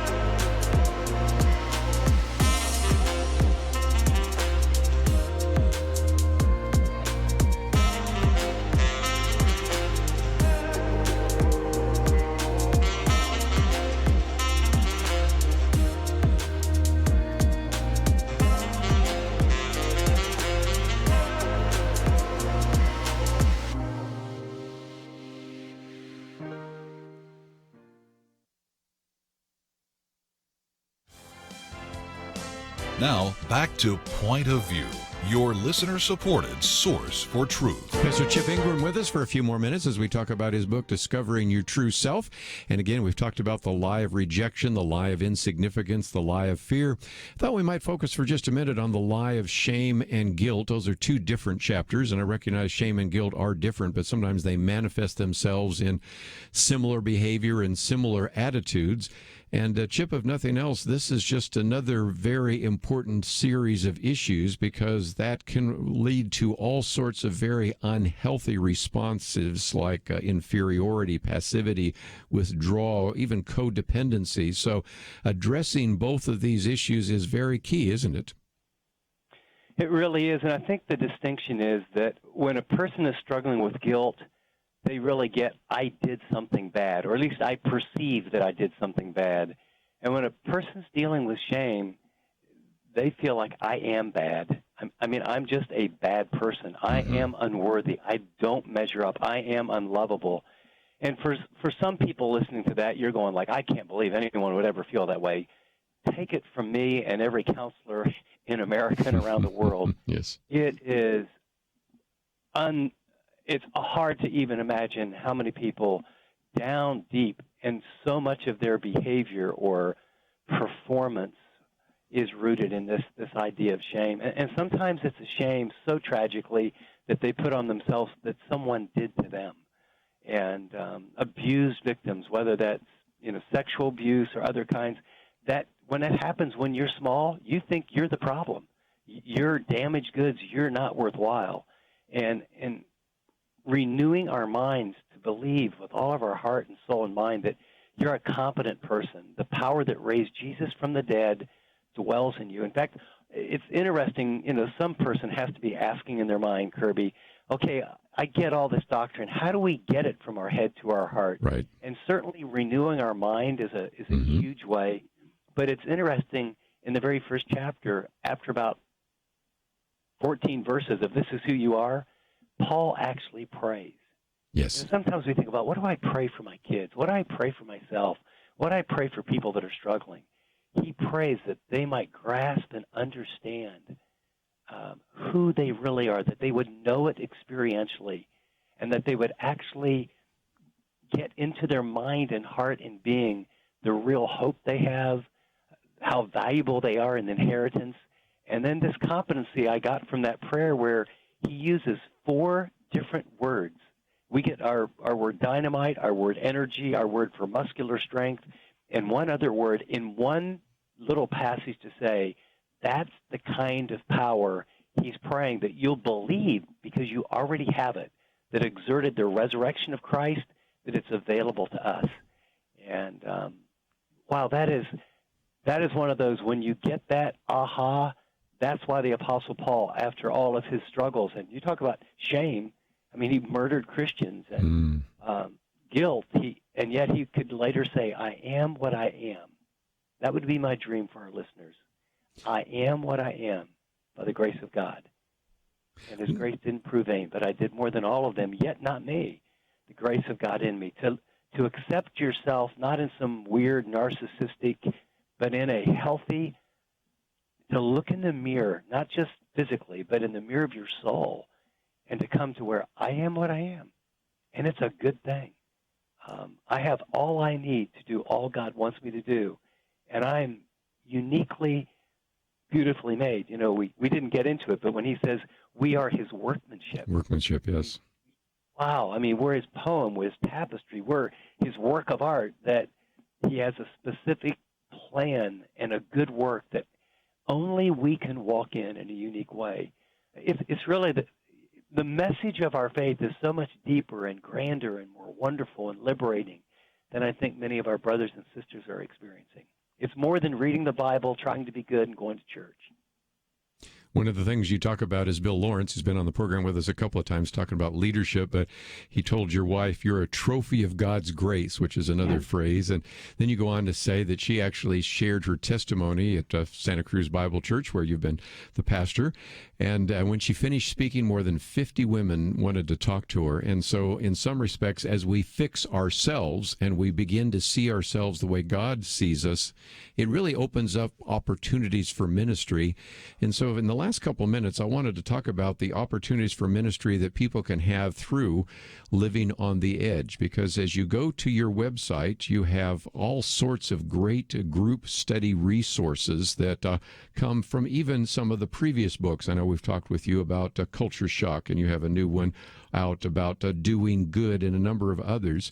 For our listeners out there who may be actually teachers, and this could be parents teaching their kids, it could be somebody who's a Sunday school teacher, it could be a pastor or a variety of others, you just have some unbelievable resources there at Living on the Edge. So talk about what's available to our listeners before I let you go.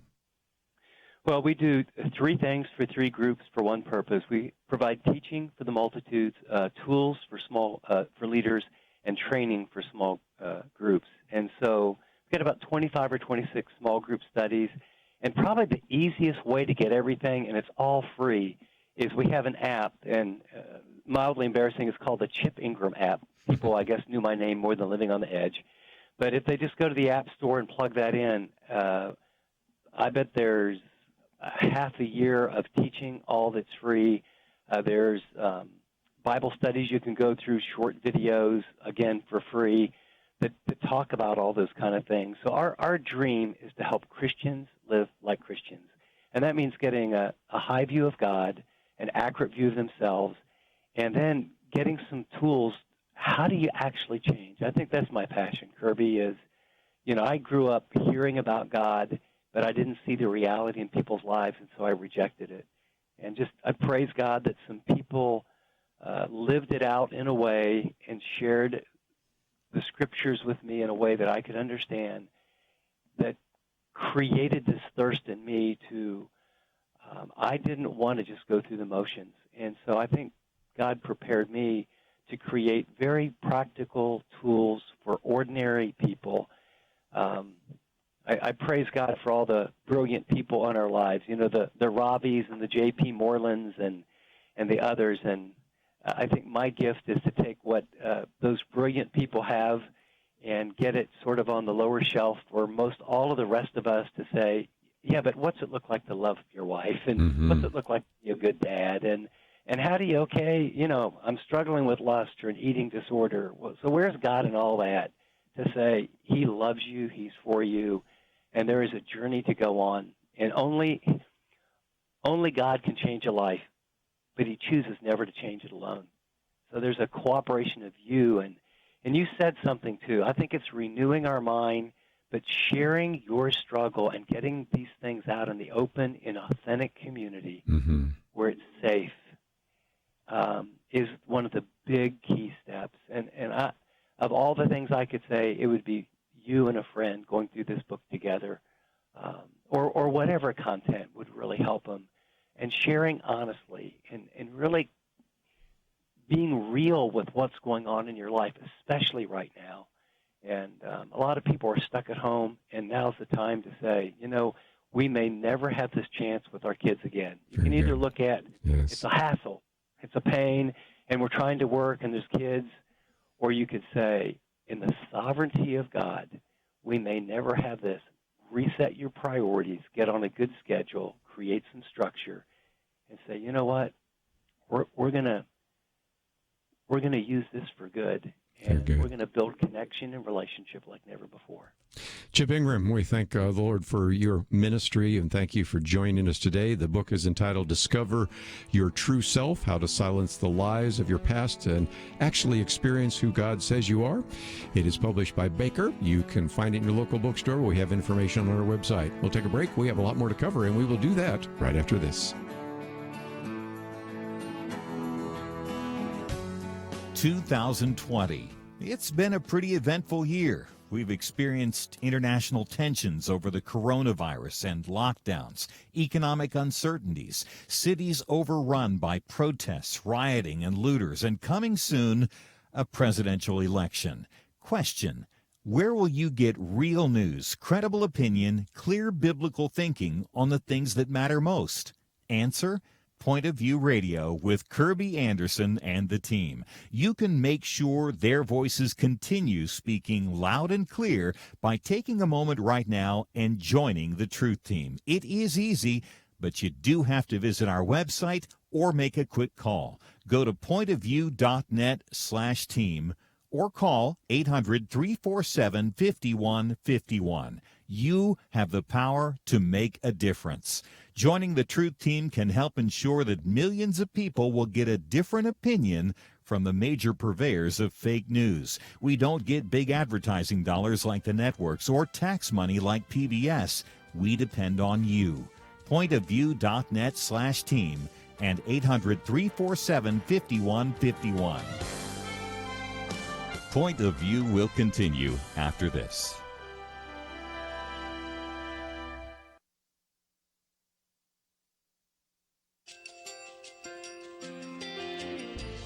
I just want to thank you so much for all the wonderful programming you have. You're just absolutely fantastic. I recently started listening to Point of View, and I really found it interesting because of the different subjects you cover. Thank you for that.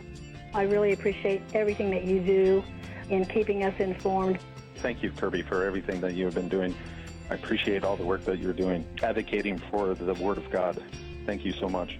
Point of view, I think, is absolutely necessary because it's a Christian perspective, a biblical worldview perspective, and receive very current, up-to-date information about what is really going on, week to week in our culture, which is changing so rapidly, and yet it's morally sliding backwards. Yeah, I'm just, first of all, I thank you guys. Y'all's program is wonderful, and enjoy it every day. I learn so much every time I listen to it. Point of View Radio Talk Show.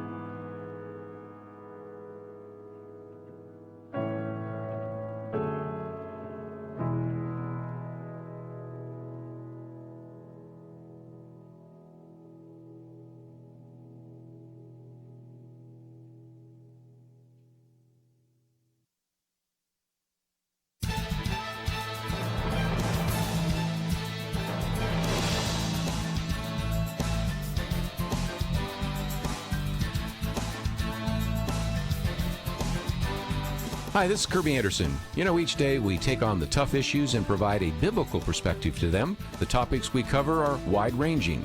Apologetics, theology, prophecy, creation and evolution, intelligent design, marriage, family, child-rearing, the millennial generation, trends in society, politics, economics, business, religious liberty, the Constitution, public policy, foreign policy, military policy, tensions in the Middle East, abortion, homosexuality, pornography, sexual ethics, media, technology, history, and America's godly heritage. We talk about anything that affects your faith, your family, or your freedom. So don't go anywhere, because Point of View continues right now.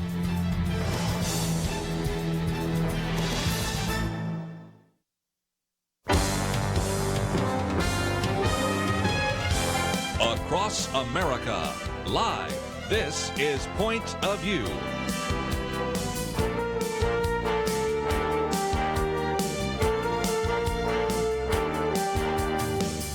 And now, Kerby Anderson. This hour, we're going to spend a little bit of time talking about the free enterprise system and capitalism and even crony capitalism, and when we sometimes even get into this whole idea of stakeholder capitalism versus shareholder capitalism. So we're going to cover some of that with a new documentary that is out, and you can actually download or you can watch in terms of streaming, which is available right now. But then we'll get into some of the issues in the news. Of course, we've been talking about the pandemic, and one of the articles I've posted, 4 big positive things the media won't tell you about the coronavirus. So give you a little bit of encouragement there. And then also one of the other ones, the twilight of great American cities is here. Can we stop it? And a variety of other issues in the news. Of course, the Democratic National Convention is tonight. So over the next couple of days, we'll probably do some covering that as well. Although tomorrow we probably won't, because we have our Millennial Roundtable for those who are Generation Y, Generation Z. So we'll talk about that as well. My guest is Professor Bobby Parmar, who goes by Bobby Parmar, who is a professor at the Virginia School, the Darden School of Business, the University of Virginia, was named one of the top 40 business school professors under the age of 40, co-authored a number of books on this whole idea of stakeholder theory. And we're going to be talking about this documentary film called Fishing with Dynamite. Now, if you're not familiar with that concept, one of these professors used that as an illustration. People throwing dynamite into a pond. It kills the fish, you catch the fish, but it destroys everything. And it's a kind of a metaphor, if you will, for what is oftentimes happening in the corporate world, what we oftentimes refer to as crony capitalism. So, Professor Parmar, thank you so very much for joining us today here on Point of View. Kerby, thanks so much for having me on the show. Talk about this particular film, because I want to get into some of these ideas of a corporate behavior. You also have some very positive examples, I think, of Costco, Container Store, Whole Foods. We'll talk about that in just a minute. But this, as I understand, is kind of a partnership between the School of Business where you work and the Institute for Business and Society, isn't it? Yeah, that's exactly right. This film was... we started this project about 5 years ago. We had a conference here at Darden where we had academics from all over the world studying these issues, and these are really important topics that affect everybody's day-to-day life, from the safety of our food, our freedoms, our ability to protect the earth and the planet. All of those things are impacted by how corporations behave. And so I think there's a big myth in society that corporations exist only to maximize profits. We think it matters how you make the money, and that's what this film is about. Well, and again, one of the things I know you do is teach first-year ethics at the school. And a number of years ago, before I was doing this so often, I would travel to university campuses and speak. And one or two of my colleagues would sometimes go into the business school and speak on it. One was with the Cox School of Business at SMU, and a couple of others were individuals in business. But I remember one in particular who helped found the Plaza of Americas in Dallas, and he goes into this large lecture hall. He's looking around for the professor. All the students are there. And finally, class is ready to start. And the professor's actually sitting up with the students. And he says, I understand you want to come and speak on the subject of business ethics. We think those words are oxymorons. We don't think there's any way that you can have ethics in business. So proceed. See if you can convince us. And you've probably run into some of that as well. When you tell people you teach ethics in a business school, they probably roll their eyes and say, well, that probably isn't happening. But that is really the premise of the documentary, isn't it? Yeah, that's exactly right. Yeah, I've heard them all. Business ethics, that must be a short course. It's a theoretical subject. Those kinds of things. And many of us who teach in this field realize that there's this assumption that most people have that there are good people and bad people. And if you're one of the good people, you don't need a class on ethics. And I think most people realize that being good takes work. It takes practice. It takes working with your community and reading scripture and understanding, what is right and why it's right, and implementing that into your actions is not an easy thing. It actually, if you think about ethics as critical thinking, it actually becomes very teachable and really important that we do teach it. And so one of the great things about, I've been teaching here at Darden for the last 12 years, and when I first started teaching here, there was still some discussion by students on why do we have ethics class and why is it required? But that's not the case anymore. I believe it. In fact, I think that this generation of millennials and Gen Z, they show up thinking like ethics is important in business. Remember, they grew up in the midst of the financial crisis. They understand the costs when business isn't responsible. So they show up wanting to know how to do it better, not asking why we should be doing this at all. Since I'm the older one, I remember the Enron scandal, and of course you have that in the film. More recently, people remember Wells Fargo, because I've had people that would work there. Matter of fact, I did know somebody had been at Enron, and he wasn't one of the bad guys, but he lost his job and had to go somewhere else. But so you talk about the negative, but what I thought was so intriguing about the documentary is you also talk about the positives. I was very impressed. I've known, of course, about Whole Foods, and sometimes we quote from some of the individuals that were responsible for that, and I've known a little bit about Costco, but I didn't know really anything about the Container Store, and you use those as some good examples of what you sometimes call stakeholder capitalism, conscious or moral capitalism. Can you explain that? Yeah, Kirby, thanks so much. So, the film really takes three different types of examples. We try to take a really small company, a startup called Luke's Lobster, now based out of Maine. Then the Container Store is our medium-sized company, and while we were filming this documentary, they went public. So it was a really interesting opportunity to see what was similar and what was different, pre and post-public. And then we have a large global corporation called Eastman, which makes a lot of different materials that go into anything from your toothbrush to the windshield of your car. And all three of these companies are companies that care deeply about what they call stakeholder value, or creating value not just for their shareholders, but also for their employees, for their customers, for their communities, for their suppliers. And this is a different view of business. For a long time, we've believed, at least since the 1960s and early 70s, that the only purpose of a corporation is to maximize profits. And that view was actually new at that time. So before that, American business was run for stability. It was run to decrease volatility, and lots of these companies were large conglomerates. You might have heard of RJR Nabisco, which made both cigarettes and cookies. It made no sense why these companies were so large, but it came from this philosophy that business leaders saw themselves as stewards of large public institutions, and their goal and their job was to create a benefit for society. And towards the end of the 1960s and early 70s, the American economy took a shock because we were enjoying this boom post-World War II, and finally we started to see increased global competition from countries like Japan and Germany who were producing high-quality goods at lower prices. And these large American conglomerates started to struggle when faced with this more nimble competition. So a bunch of economists basically got together and said, look, we've got to help the American economy get back on track. The one way we can do that is to get these executives to start caring about all these different groups and focus on being efficient and focus on the shareholder.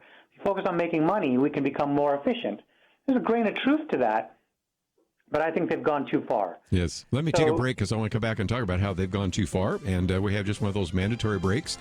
All sorts of individuals on this documentary, including Arthur Brooks, who's been on with us a number of times as well, and some of the CEOs of some of the companies we've mentioned. We'll continue our conversation right after this.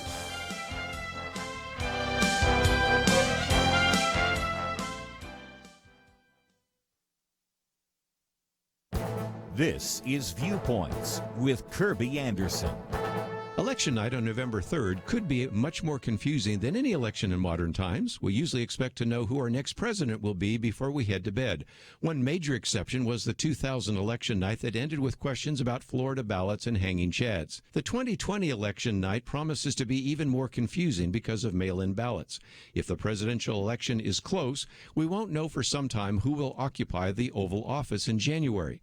In fact, Facebook's head, Mark Zuckerberg, said that their social media platform is getting people ready for the fact that there's a high likelihood that it takes days or weeks to count this, and there's nothing wrong or illegitimate about that. But even after a week or so, we still might not know the winner because of mail-in ballots.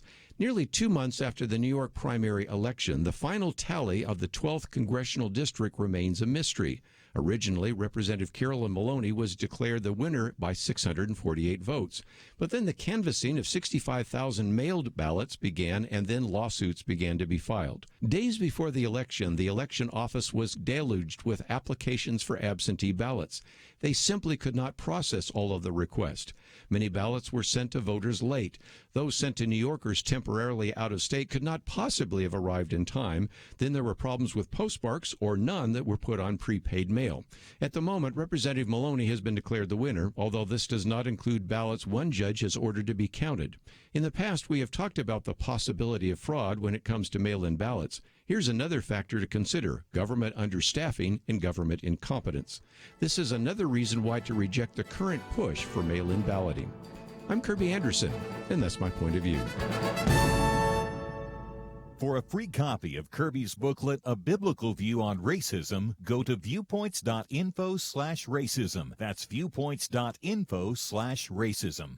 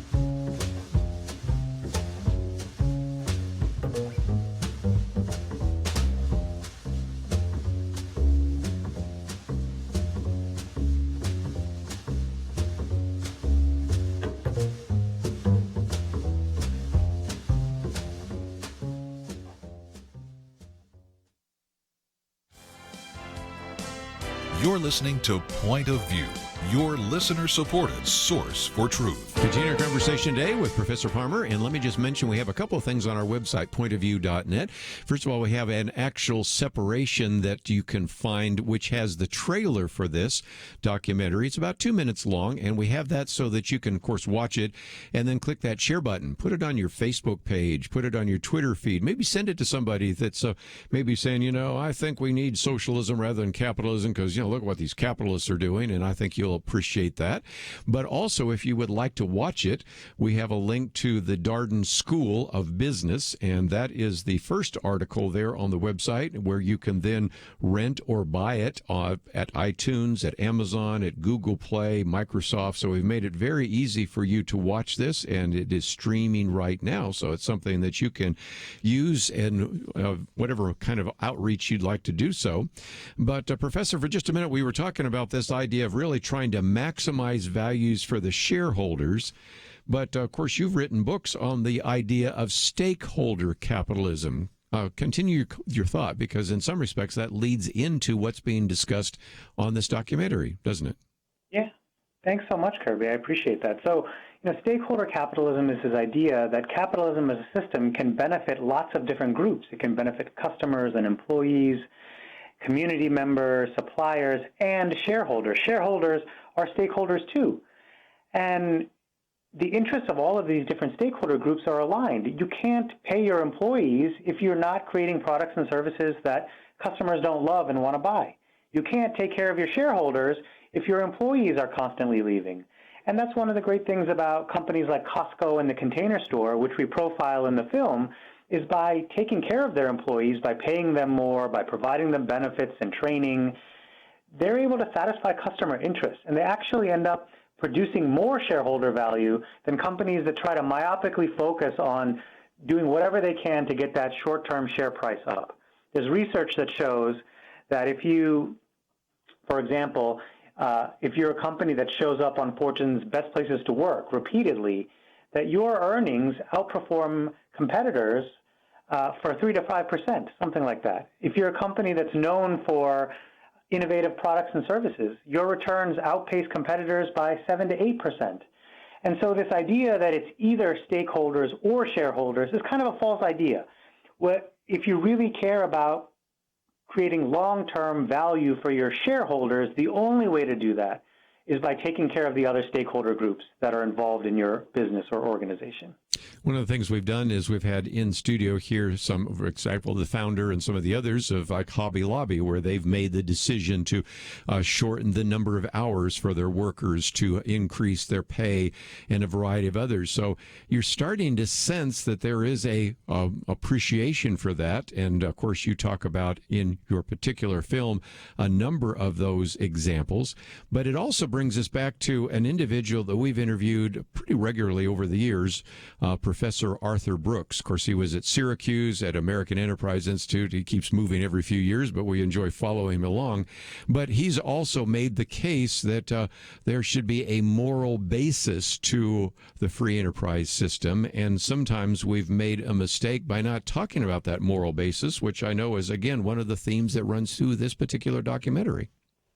Yeah, absolutely. Arthur it was a phenomenal interview in the film, really such an intriguing person. And so, what he argues in the film is that, capitalism has a moral basis, that if you think about the kinds of values you want to pass on to future generations, or you hope that others will pass on to future generations, things like humility, hard work, curiosity, honesty, those are all things that matter in markets too. If people stop keeping their promises and if people stop delivering what they say they'll deliver, markets don't work that well either. So that underlines this idea that capitalism works best when people are honest, when they have integrity, when they keep their promises. And for too long, we've talked about capitalism as if it's a holiday from the values that we care about, when we go to church or when we go to temple, whatever that might be. And so bringing those values back to bear in how we practice capitalism is really important. It does seem to me, too, that the way this documentary could be used relates very much to the program we will be doing here at Point of View tomorrow. And that is, we have had a millennial roundtable for many years, and occasionally they let me join it, but most of the time I'm too old. So we actually have millennials, two different millennials over the years that have actually hosted the program. But when we talk about the millennial generation, or now we even have some individuals coming in talking about Generation Z or the iGen generation, I think even more, they tend to have a little bit of a jaundiced view of capitalism because of some of these excesses. And in some respects, as you point out, it used to be when you were teaching first year ethics in the business school, people wondered why. They don't wonder that anymore. They just are starting to say maybe capitalism doesn't work and we should adopt socialism. So in some respects, this documentary really could be useful in reaching out to them and helping them maybe rethink that they've got the wrong view of the free enterprise system. When we spoke with senior executives, CEOs, and C-suite executives in the context of making this film, one of the things that was really interesting is they were lamenting the fact that many of their children didn't want to go into business, not just the family business, but business anywhere. And they were sad that this rising generation of talent didn't really see free enterprise business as a way to make the world better, as a way to help others. And I think that's our fault in terms of saying the way that we talk about capitalism doesn't necessarily bring into it this idea that we can make a difference by conducting business well, by creating products and services that make people's lives better, by having organizations that treat people with fairness and dignity that work there.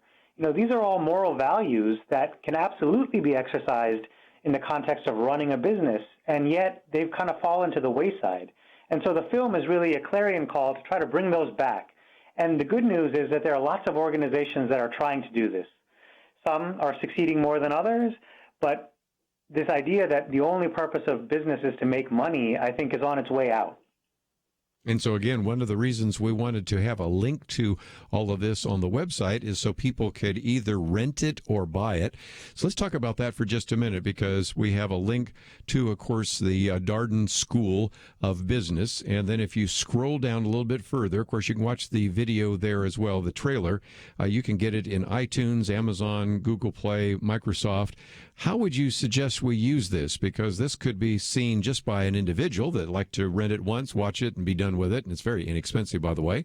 Or it seems to me that this could be done in some kind of group setting, or could be used, whether it could be at a chamber of commerce, whether it could be at a church service, whether it could be maybe in a business class at a university. There's a lot of ways in which people can use this resource. So give us some ideas, if you might. Oh, thanks, Kirby. I think those are great ideas. And really, the point of this film is to raise this discussion, to take these things that people have assumed are for granted. You know, we just assume that the purpose of business is to maximize profits, and to turn it into a conversation. And so whether you want to host a screening online with some friends and family to talk about it, or post about it on Facebook or Instagram or other social media to let people know what you think about the ideas in the film, and to promote conversation, to get people to say, here's where I agree and disagree. Because we believe that, you know, progress comes from having good conversations with others and understanding their assumptions and our own assumptions, and figuring out the conditions under which certain ideas work. Well, again, I think it's just a great resource, and we've mentioned Arthur Brooks. Of course, you are on it as well.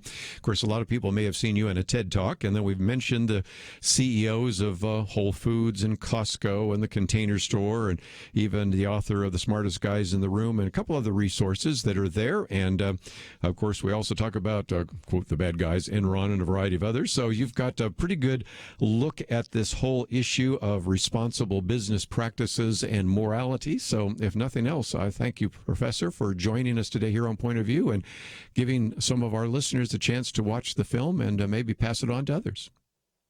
My pleasure. Thanks so much for having me on the show. We are going to take a break, and when we come back, going to get into a couple of issues. First of all, if you find yourself saying, I'd really like to find out more, go to the website, pointofview.net, and you can go to his website. It already provides some of the great information there. There's, of course, a trailer for you to watch.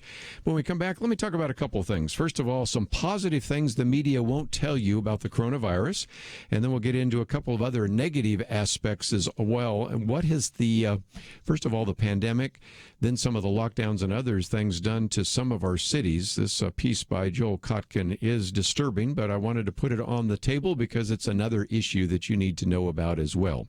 If you'd like to join us in this last half hour, open lines as well, 1-800-351-1212. If you want to know more about Chip Ingram, that interview was last hour, and you can watch it again, or, of course, you can find the link to the book, Discover Your True Self. And, of course, we've just been talking about this documentary, Fishing with Dynamite. All of that is on the website. And when we come back, we'll talk about maybe some positive news about dealing with this pandemic. All that coming up right after this.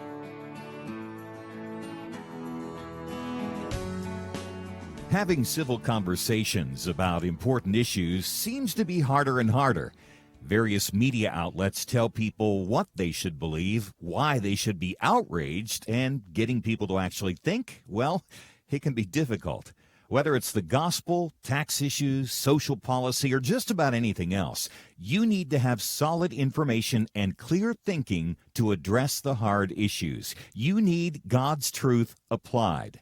And that's what you get in less than 2 minutes with Point of View's Viewpoints Commentary, a daily resource to help you be informed and think through the things we need to be talking about. It is free and will arrive in your inbox each day when you visit pointofview.net/signup. Sometimes we know we should say something, but we're silent because we're not quite sure what to say. Viewpoints Commentary can help you break the silence and change the narrative. It can make you a more equipped agent for truth. Get your free subscription to the Viewpoints Commentary at pointofview.net/signup. Pointofview.net/signup. Point of View will continue after this.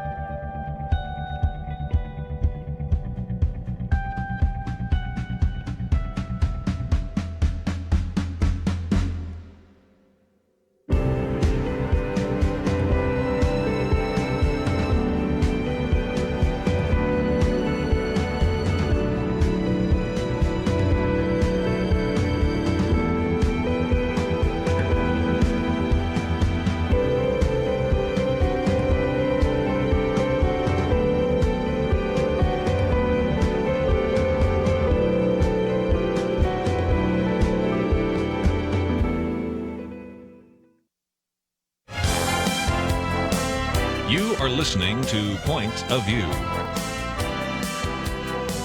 The opinions expressed on Point of View do not necessarily reflect the views of the management or staff of this station. And now, here again is Kerby Anderson. 9.5 hour, if you'd like to join our conversation, 1-800-351-1212. Let me give you a program note real quickly, and that is Robert Woodson will be with us on Wednesday. We're going to talk about race and some of the grievous industry and those kinds of things. Greg Laurie will be with us on Thursday, and of course we'll also probably then talk a little bit about what they did as an alternative to some of the things affecting, of course, a number of other pastors in the state of California.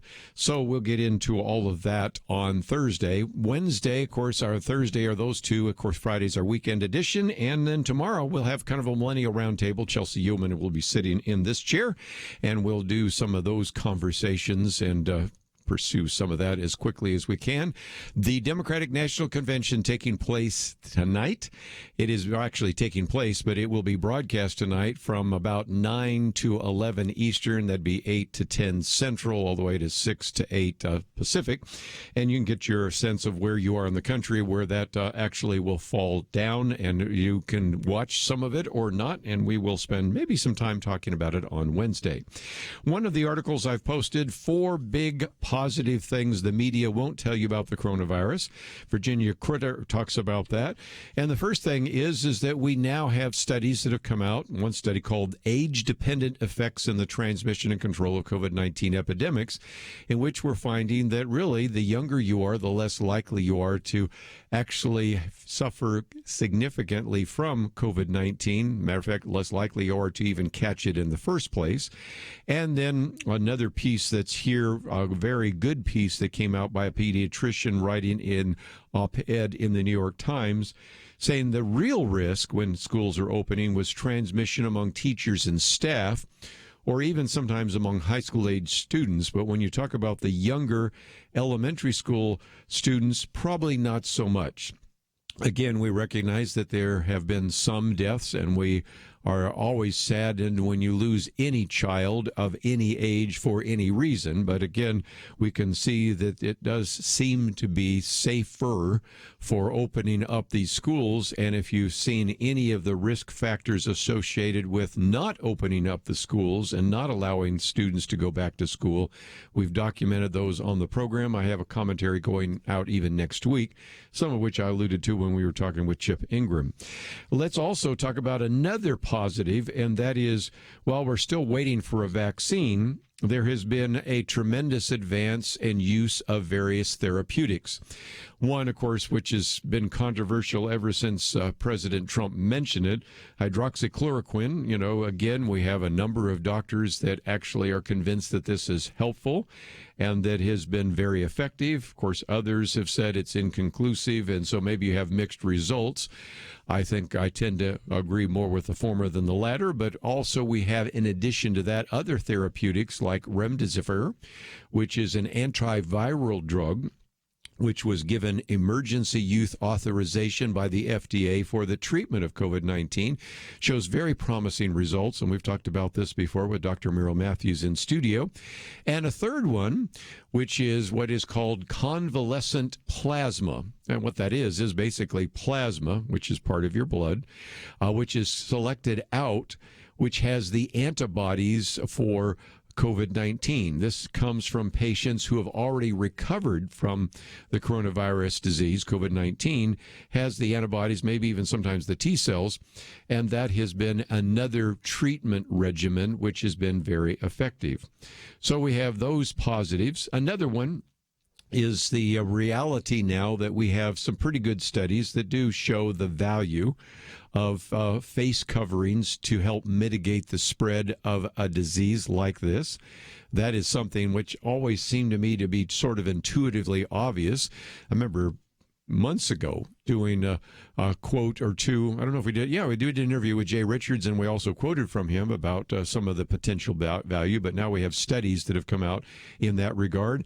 And then one that also is a study that came out from Oxford University, Dr. Robin Tomlinson, who actually did a mathematical modeling of social distancing.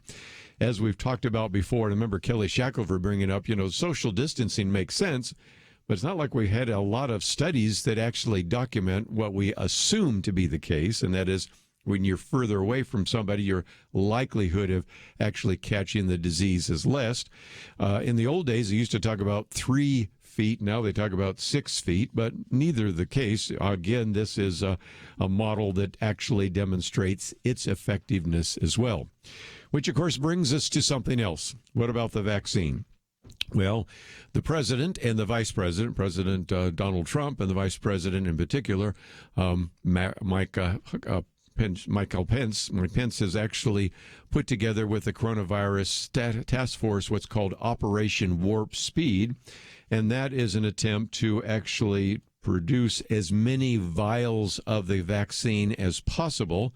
One of the connections is with Moderna, which is out of Boston, to actually hopefully secure 100 million doses of the vaccine. And as I've shared on this program before, the goal is to produce the vaccine even before, in some cases, it's even determined to be successful.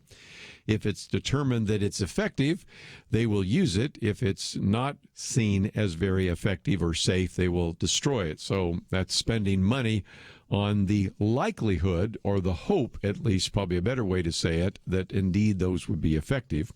Of course, this article that I've posted also talks about the fact that in Russia, we supposedly have a vaccine that's proven.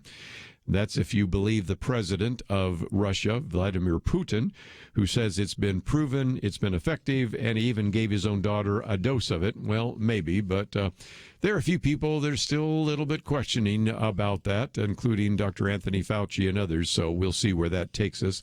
And then the last one, of course, asks the question, what about the kids? We recognize that more and more students are going to school. Even more of the schools opened up today.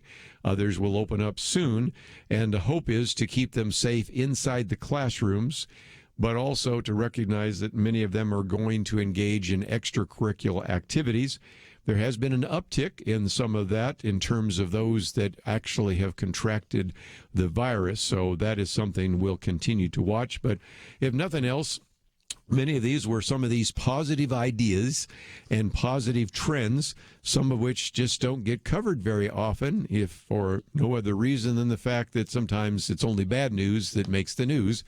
And I thought you'd like to hear some good news. Let's get to one other issue real quickly before I get to the other article we've posted here, and that is Adam Mill points out that we have, of course, something that happened on Friday. So I say, of course, because you've probably heard of it, but maybe not. This may be the first time you hear of the fact that an individual who has been involved with what many people felt was a Russian hoax or conspiracy or whatever, has actually decided to plead guilty. And the point that they're making is that because he actually set out 2 emails, one which was an email that was not doctored, and then a second email that was doctored and actually says that this person was not a source. This is a way in which they use this to justify the FISA application to spy on Carter Page and some others, but I'll just use the Carter Page story at the very beginning.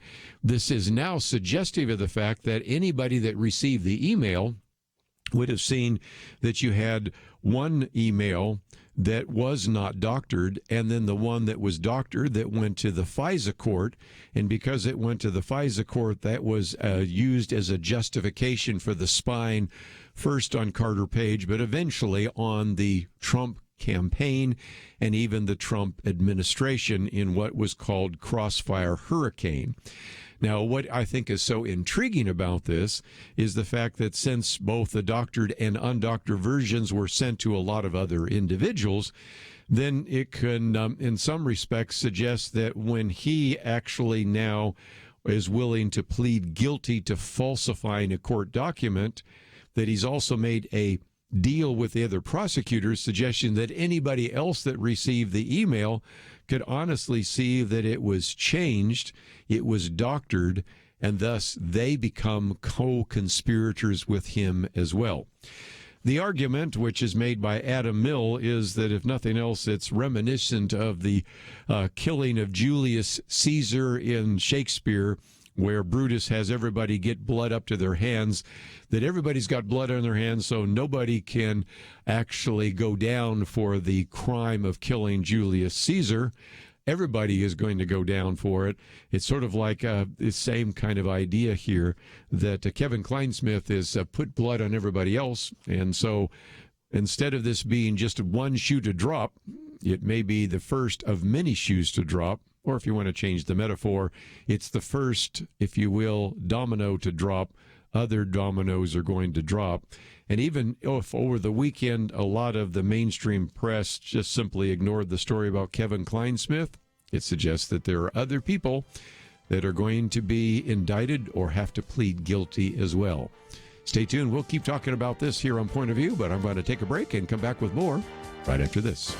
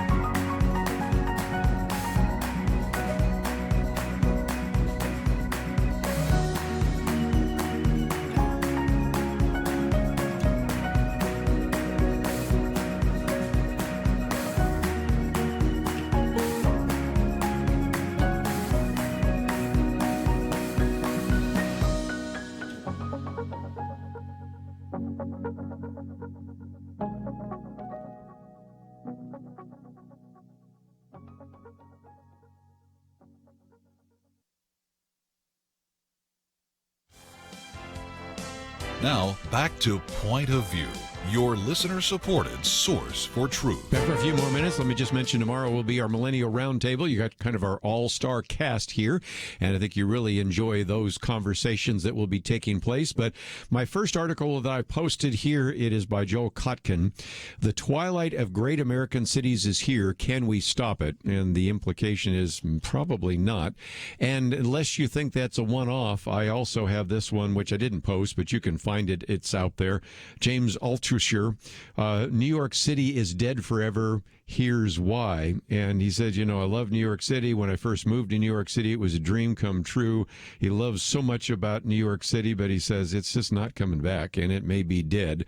Now, I don't want to say that this will be the end of cities like New York City, but they won't be the same. And that is evidenced by the fact that Joel Kotkin points out that really since the death of George Floyd and all the things that have happened in the cities, and even preceding that, of course, the pandemic, all of that has really begun to hurt a number of cities. And so reading from him, he says the forms of disintegration vary.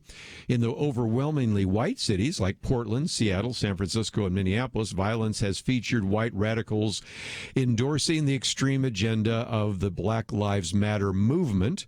In more diverse cities such as Chicago and New York, protests have devolved into basic thuggery as law enforcement has been curtailed and large portions of the prison population have been released. By the way, there's an overlap between the two, so I wouldn't see those as either or. And he points out the fact that there used to be all sorts of urban millennials and others moving in, loving the city. But he says at a time when New York Times is suggesting that density and packed transit lines worsen the contagion, he says there's still people that embrace theology over data, advocate even more density, more overcrowding, and all the rest. But look what has happened in New York City. And this gets into the other piece that I just mentioned, which we haven't posted, but this one that I have posted points out that the New York Times estimate was between March 1st and May 1st, and now the number is going to be even larger, but between March 1st and May 1st, 420,000 people left New York City, which essentially equals the city's total population increase from 1950 to 2019.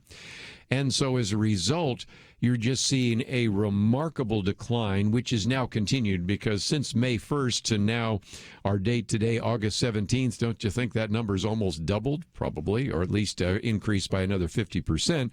I'll get the new numbers when we can.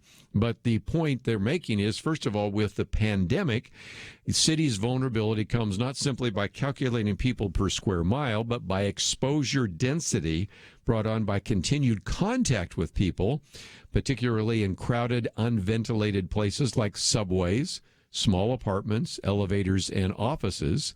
Even as the pandemic is spread elsewhere, we saw the danger of that in, as he said, notably meat packing plants, border towns, Native American reservations. He says the correlation is impossible to ignore. But then what you're finding is how many people are moving out of crowded places.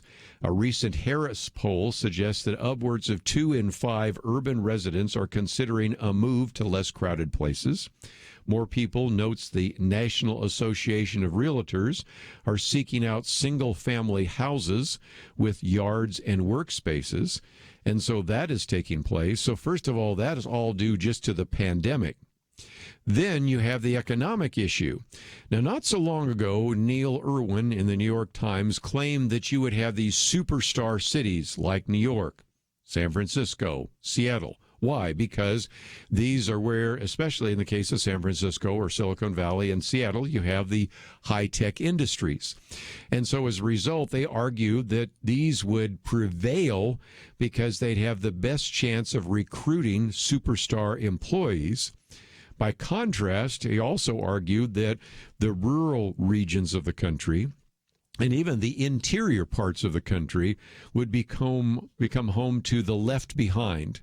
And some were even predicting that suburbia would become the next slums. Well, that is just the opposite of what has taken place.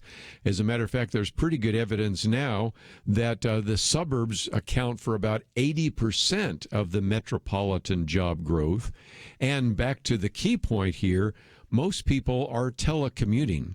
As a matter of fact, nothing is more interesting than about 60% of the current U.S. telecommuters, according to the latest Gallup poll, wish to keep doing so in the foreseeable future.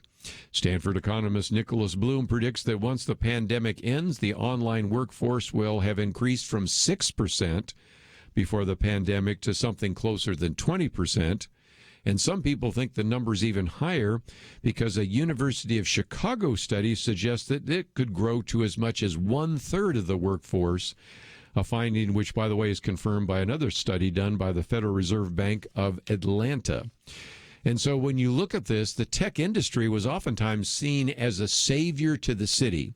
but it's probably more susceptible than any because a survey of venture-backed startups showed that 3/4 expect to remain fully or mostly remote. Barely 5% anticipate a return to the office. And in some of these places, concentrated in those areas, already have the highest rates of telecommuting. And of course, many of those software jobs are just easier to do remotely anyway. Well, let's add one more factor. We've obviously talked about the pandemic. We've talked about telecommuting. What about the rising disorder in major cities? The shocking rise he talks about in homicides in Los Angeles, Chicago, New York, represents a long-term threat. Security, now one of the hottest topics, not just in the political realm, and I think that will be something that the Republican National Convention next week will focus on. But nevertheless, you can right now, if you go to what's called the Site Selector's Guide, they actually report that a good percentage of these companies want to locate in a big city, but actually would prefer suburbs, smaller cities, or rural areas. And isn't this interesting? Some of the top places cited by companies include, are you ready for this? Boise, Idaho, Colorado Springs, Colorado, Columbus, Ohio, Kansas City, Missouri, Indianapolis, Indiana. Not exactly New York City, not exactly Seattle, San Francisco, or anything else. And finally, there is a real concern about the political element. And one of the things that Joel Kotkin points out is in the short run, he says at least, cities under what are called progressive rule, think of Seattle in particular, Portland, will continue to lose employers. Amazon already, for example, is gradually de-emphasizing its Seattle base, which seems to determine to raise taxes on affluent employees and lessen police protection. Right now, what they're trying to do is move to suburban areas like Redmond or Bellevue, but you can see a lot of them just may move somewhere else. So as sad as it is, this particular piece, I think, gives a perfect summary of the twilight of great American cities. And it's a really sad commentary, but it was brought on by a number of factors. Some of them are political, some of them are economic, some of them are epidemiological, but they are what they are. So, if nothing else, I would encourage you to read that. I've only summarized pages of a very good article, but if nothing else, 6 pages. I gave you just a brief summary. Maybe you'd like to read it for yourself, and it's available on the website, pointofview.net. You can find out more information about the book by Chip Ingram, Discover Your True Self, and the documentary that we talked about today, Fishing with Dynamite, as well as some of the information about the pandemic and even about the twilight of great American cities. I want to thank Doug and Andrew for their help behind the scenes engineering this today. I want to thank, of course, Steve for his help as the producer. We need to take a break, and tomorrow we will have our Millennial Roundtable. I know you will enjoy the conversation, so we'll hope to see you here, right here, on Point of View.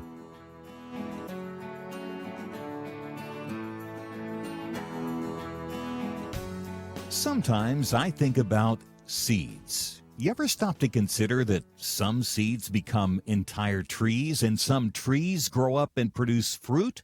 Other seeds become flowers or vines that bring us vegetables or berries. And some trees don't have fruit, but they're just pretty, especially in some parts of the country when it comes to the fall colors. Yes, sometimes my mind goes off like that. And I also think about such things when it comes to the seeds that so many have planted in the quest to impact our nation through Point of View Radio. You may think that your gift is a small thing, but like a seed, it can grow to have an impact beyond your imagination. If you want to see beauty again in America, consider planting a seed today and making a difference by joining the Point of View Truth Team. Get the details today, right now, by visiting pointofview.net/team or call us at 1-800-347-5151. Plant a seed for a great future. Cultivate truth. Pointofview.net/team and 800-347-5151. Point of View is produced by Point of View Ministries.